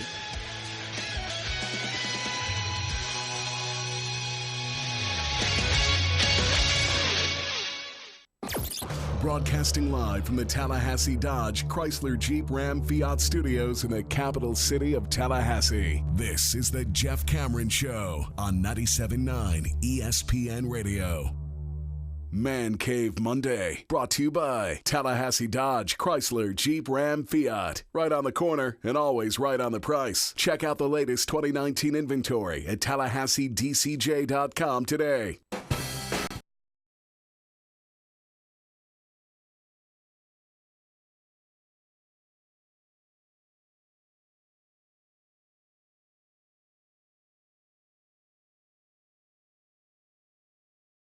Coming up tonight, Front Row Knowles first look. First looks are more entertaining and more fun when we're looking at a win. And it's another one. That's good. That's good. Our offensive line, man, I'll tell you what, they got their ass beat by NC State. That's a wonder that game ended up being so one-sided because really almost every play they lost. Up front, you have to scheme. We talked about it most of the day today. You have to scheme so much around just how badly they get beat on every play, and they were horrible in this game. Yeah, and it's typically when you have a group that's below average and then they get exposed. See Florida State's defense last year against NC State. You worry about, that's on film now, and people are just going to copy this. It's not like it's breaking news to Clemson's coaching staff that the offensive line's not good, but Brent Venables has a habit of putting in things that you don't do specifically well. Like, you might be bad, but you're the worst at this particular thing. And he's going to go. He's got 2 weeks to do that. Yeah. No. It doesn't set up pretty. And they're pissed. They look terrible against North Carolina. And, You know, it's funny. Somebody tweeted out, I can't take credit for this. Somebody tweeted out over the weekend, and I don't remember when I read it or who said it, but if you're out there, good job. They said that they felt like Trevor Lawrence's performance up to this point reminded them of Jameis in 14, where you just get so, I guess, sedated by success that you just kind of assume certain things. There's not a sense of urgency. It's sort of a little haphazard here and there. He hasn't been awful, but he hasn't been nearly as good as he was a year ago. And I think a part of that, too, is just that you expect a step to be taken forward. So even if he stays the same or remains in the general vicinity of the performance that he had a year ago, you would have thought that it would improve greatly this year, and it just hasn't. Well, I'm seeing a couple of things. Number one, there's direct stubbornness on Trevor's part and the offensive coordinator's part to give the ball to Etienne. Mm-hmm. I mean, in the formative moments in the first half, they're able to get 5 and 6 yards, and it's like, that's okay. We know that we can. Whenever we want, we'll go back to it. Yeah. Let's work on these other things. And what happens when you try to work on things instead of assert yourself to a 2-score lead? Well, now you're in the middle of a dogfight. They begin to believe. And the receivers had trouble getting open. And so the throws, I mean, listen, even from the word go this season, some of the throws that Lawrence has had to make in order for Clemson to put their first or second scoring drive together. Think about the way the Texas A&M game started. There were bigger holes down the field for Kellen Mond than there were for Trevor Lawrence by a long shot. Yeah. But Lawrence made absurd throws reserved for only 4 or 5 people on the planet, and that keyed Clemson and I think took the air out of the or the wind out of the sails of what A&M was doing, especially when Mond was missing wide open players. But if you have to be perfect all the time with your throws down the field, and Justin Ross and T. Higgins aren't getting open the way they should be, that could be part of a problem. It might be a schematic issue, but he also does look a little bit disinterested too. I think that's the biggest thing that I take away from it. I think they're bored. I think Clemson's bored. That happens when you win 21, 22 straight games. We saw it. I think it's human nature. That more than anything else, I think they're bored. I think they really generally believe it's human nature. Kids just kind of going through the motions. They see the film. The eye in this guy doesn't lie. They know they're better at every position every week than just about everybody, certainly in this conference. And so, App State had just got done knocking off North Carolina. You think they took North Carolina serious? Yeah. No way in hell. No way in hell. Well, and here's the deal, too. I said it last year before we played Clemson here at Doak, and it was Lawrence's first time down here. All he does is make pre-snap determinations and stare his receiver down. He hardly ever looks off anybody because his arm is so good and because his IQ is so high that he usually gets it right. Yeah. But when he gets it wrong, he panics because he's just so used to being right. And I think he's been 100% right his entire playing career. But now you got some tape on him. The fact that he will stare somebody down for 3 and 4 seconds at a time, not every throw is going to be as simple as a back shoulder fade. Maybe against our secondary, but week to week when you have to win some ball games. Yeah, and I think if you're a Clemson fan, these are the great problems to have. We've been there, and I would love to get back to that where you kind of settle in and make assumptions that you shouldn't make, and that's not eminently likable, but it's understandable. And when you're a fan of a team like that, I mean, again, we went through this in 2014 where they didn't care to prepare. They didn't really care to work very hard. They made assumptions about their opponents. They disrespected the opponents in the game. And then when they got pushed and they were up against it, they were so talented that they'd make the plays. Jameis would then wake up and make plays in the second half. And really, they would get locked in for the stretch that they needed to take the game back over. And they put themselves perilously close numerous times to losing. And, it's early, and Clemson's really good. And I don't want to overstate my point here. I don't think that they've been abysmal. I just think they look indifferent. And you go through stretches of a game where there's one team that's really hungry at home, selling out, believing, and they're allowed to stick around, you got potential problems. Yeah, that was a real college football atmosphere. Yeah. And that's good for the ACC. If I'm in the league office, I say, can we get like maybe 2 more places, that typically don't sound like that to be that loud on a Saturday? Because then the product becomes that much better and much more sellable to sponsors because you get the passion argument like you can make in the SEC week in and week out. The one thing I hated, though, is like the coverage bust in the first drive and some of the things that North Carolina was able to do. They weren't largely successful on the day, but that's what we do. They didn't run as much tempo in North Carolina. They wanted to shorten the game, and they were right to do that. It gives you the best chance to win. But some of the concepts that they ran and exploited against Clemson are things that we like to do ourselves. And I thought, we've had the advantage of being we didn't get the tempo going all that much this weekend because we couldn't win first down ever. The offensive line was atrocious. But just atrocious. If we do get the tempo going a little bit, at least if you're a Clemson fan, you've seen it a little bit. And so they've got stuff to work on with their own film, not somebody else's film, and that sucks. Yeah, I'm frustrated. I listen, I actually was really proud of the way that they were able to win the game in spite of that glaring issue. Typically speaking, you get sacked that many times in a football game and you're at a huge disadvantage at the point of attack, you lose. So the fact that not only did Florida State not lose but win going away is a testament to their improvement. They are better. They do scheme around major issues. Kendall Briles and that offense have schemed around major issues. They have a limited ceiling at quarterback no matter who's in there. They're atrocious on the offensive line. They're not playing alongside or with or together with an elite defense. So all of these things kind of stack up against you, and yet they're getting better. They're finding ways, and they kind of poke and prod until they figure out, okay, well, here's what we can do. We can run a lot of these slants early, and we'll cut block these bitches because we can't stand up and block them. And then maybe we hit on a couple and we get some things rolling. Well, that's exactly what happened. And then next thing you know, NC State has to adjust to that and allows you to go back to what you wanted to do, but you couldn't early on. And so that's really good coaching. That's understanding that that's not beating your head against the wall the way we did all of last year, where you would just do the same things over and over and over again and say, well, what are you going to do? Now it's kind of like, all right, this is not ideal. Randy, plan B. Here's what I'm going to need you to do. Tell your guys to start taking knees. We got to get some people on the ground here so I can get some passes off. Well, and then what happens, you just look at the second Terry touchdown. That's the product of being able to run it once in a while, because then you bring all those guys up and they bite hard on the fake. And even though it's a lollipop to the back of the end zone, I would prefer it to be a little bit there a little bit sooner. Yeah. Well, I don't know. It got the job done. Get there any quicker. Well, but I mean, he took like a rainbow 3-pointer. I know. Yeah, there are a few of those. Yeah, that's the limit.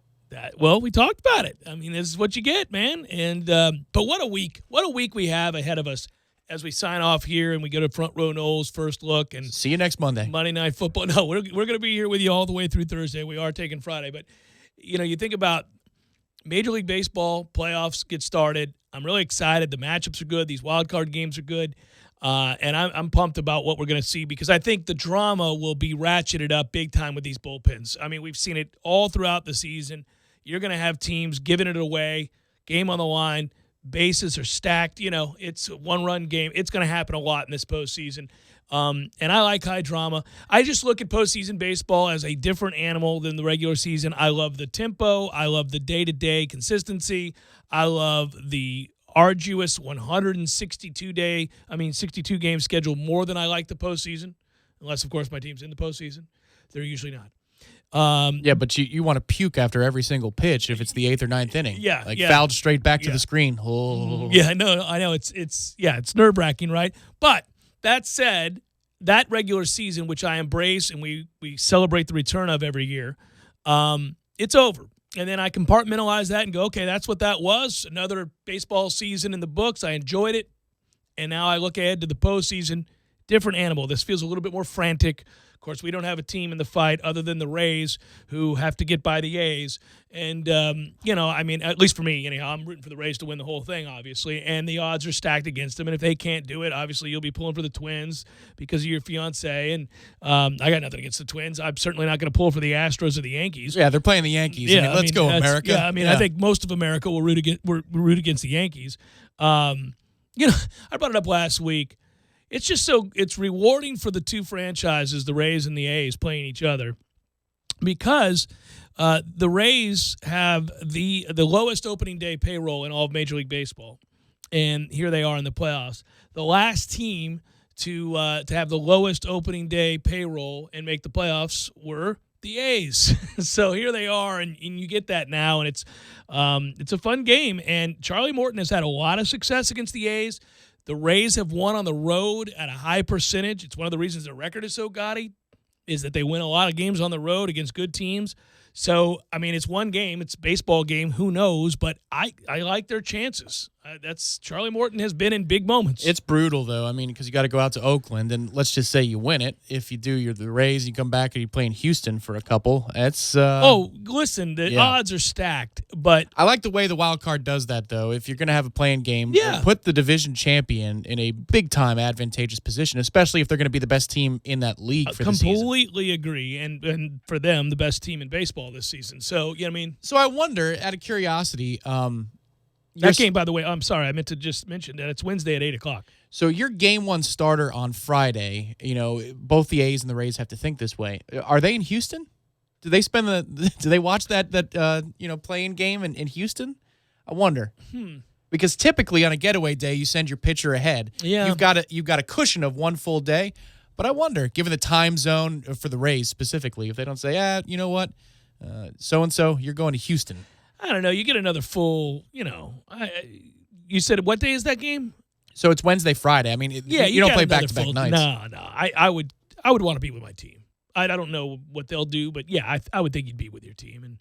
And who knows what if that game goes 18 innings or something crazy? Right, they might need you. Yeah, who knows? But I'm going to roll that out there. And then, by the way, were you surprised that the Nats, the Tuesday game, 8 o'clock tomorrow night? That'll be good.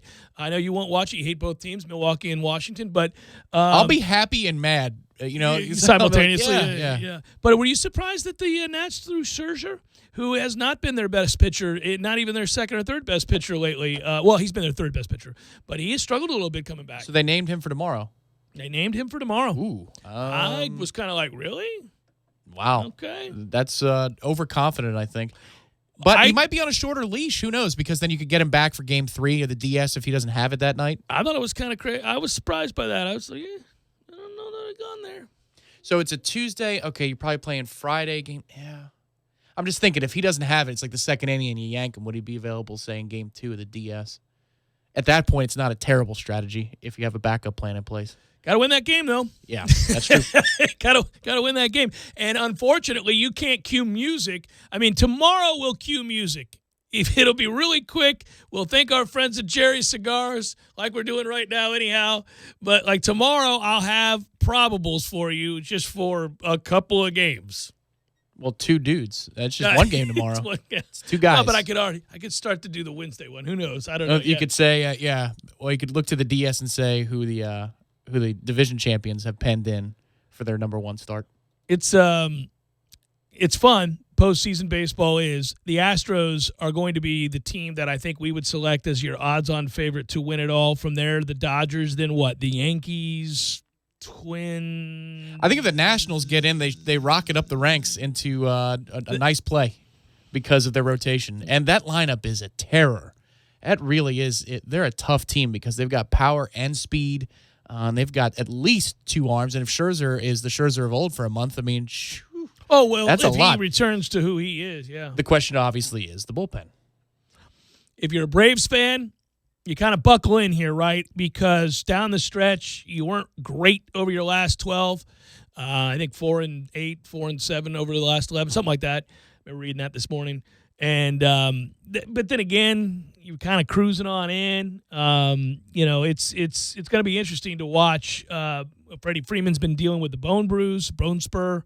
That's an issue. He's really good. He's like the toughest out in baseball when he's right. When he's right. Because of the way he sees the plate. Yeah. No, I think the postseason will be fun. But we have no probables for you tonight, so we just sign off on that note, and we let you know again, it is Front Row Noles first look coming at you next. And then if you're really desperate and you're working late, we got the Monday Night Football game for you. Dalton versus Rudolph. Jesus. That game. Monday Night Football forever getting screwed.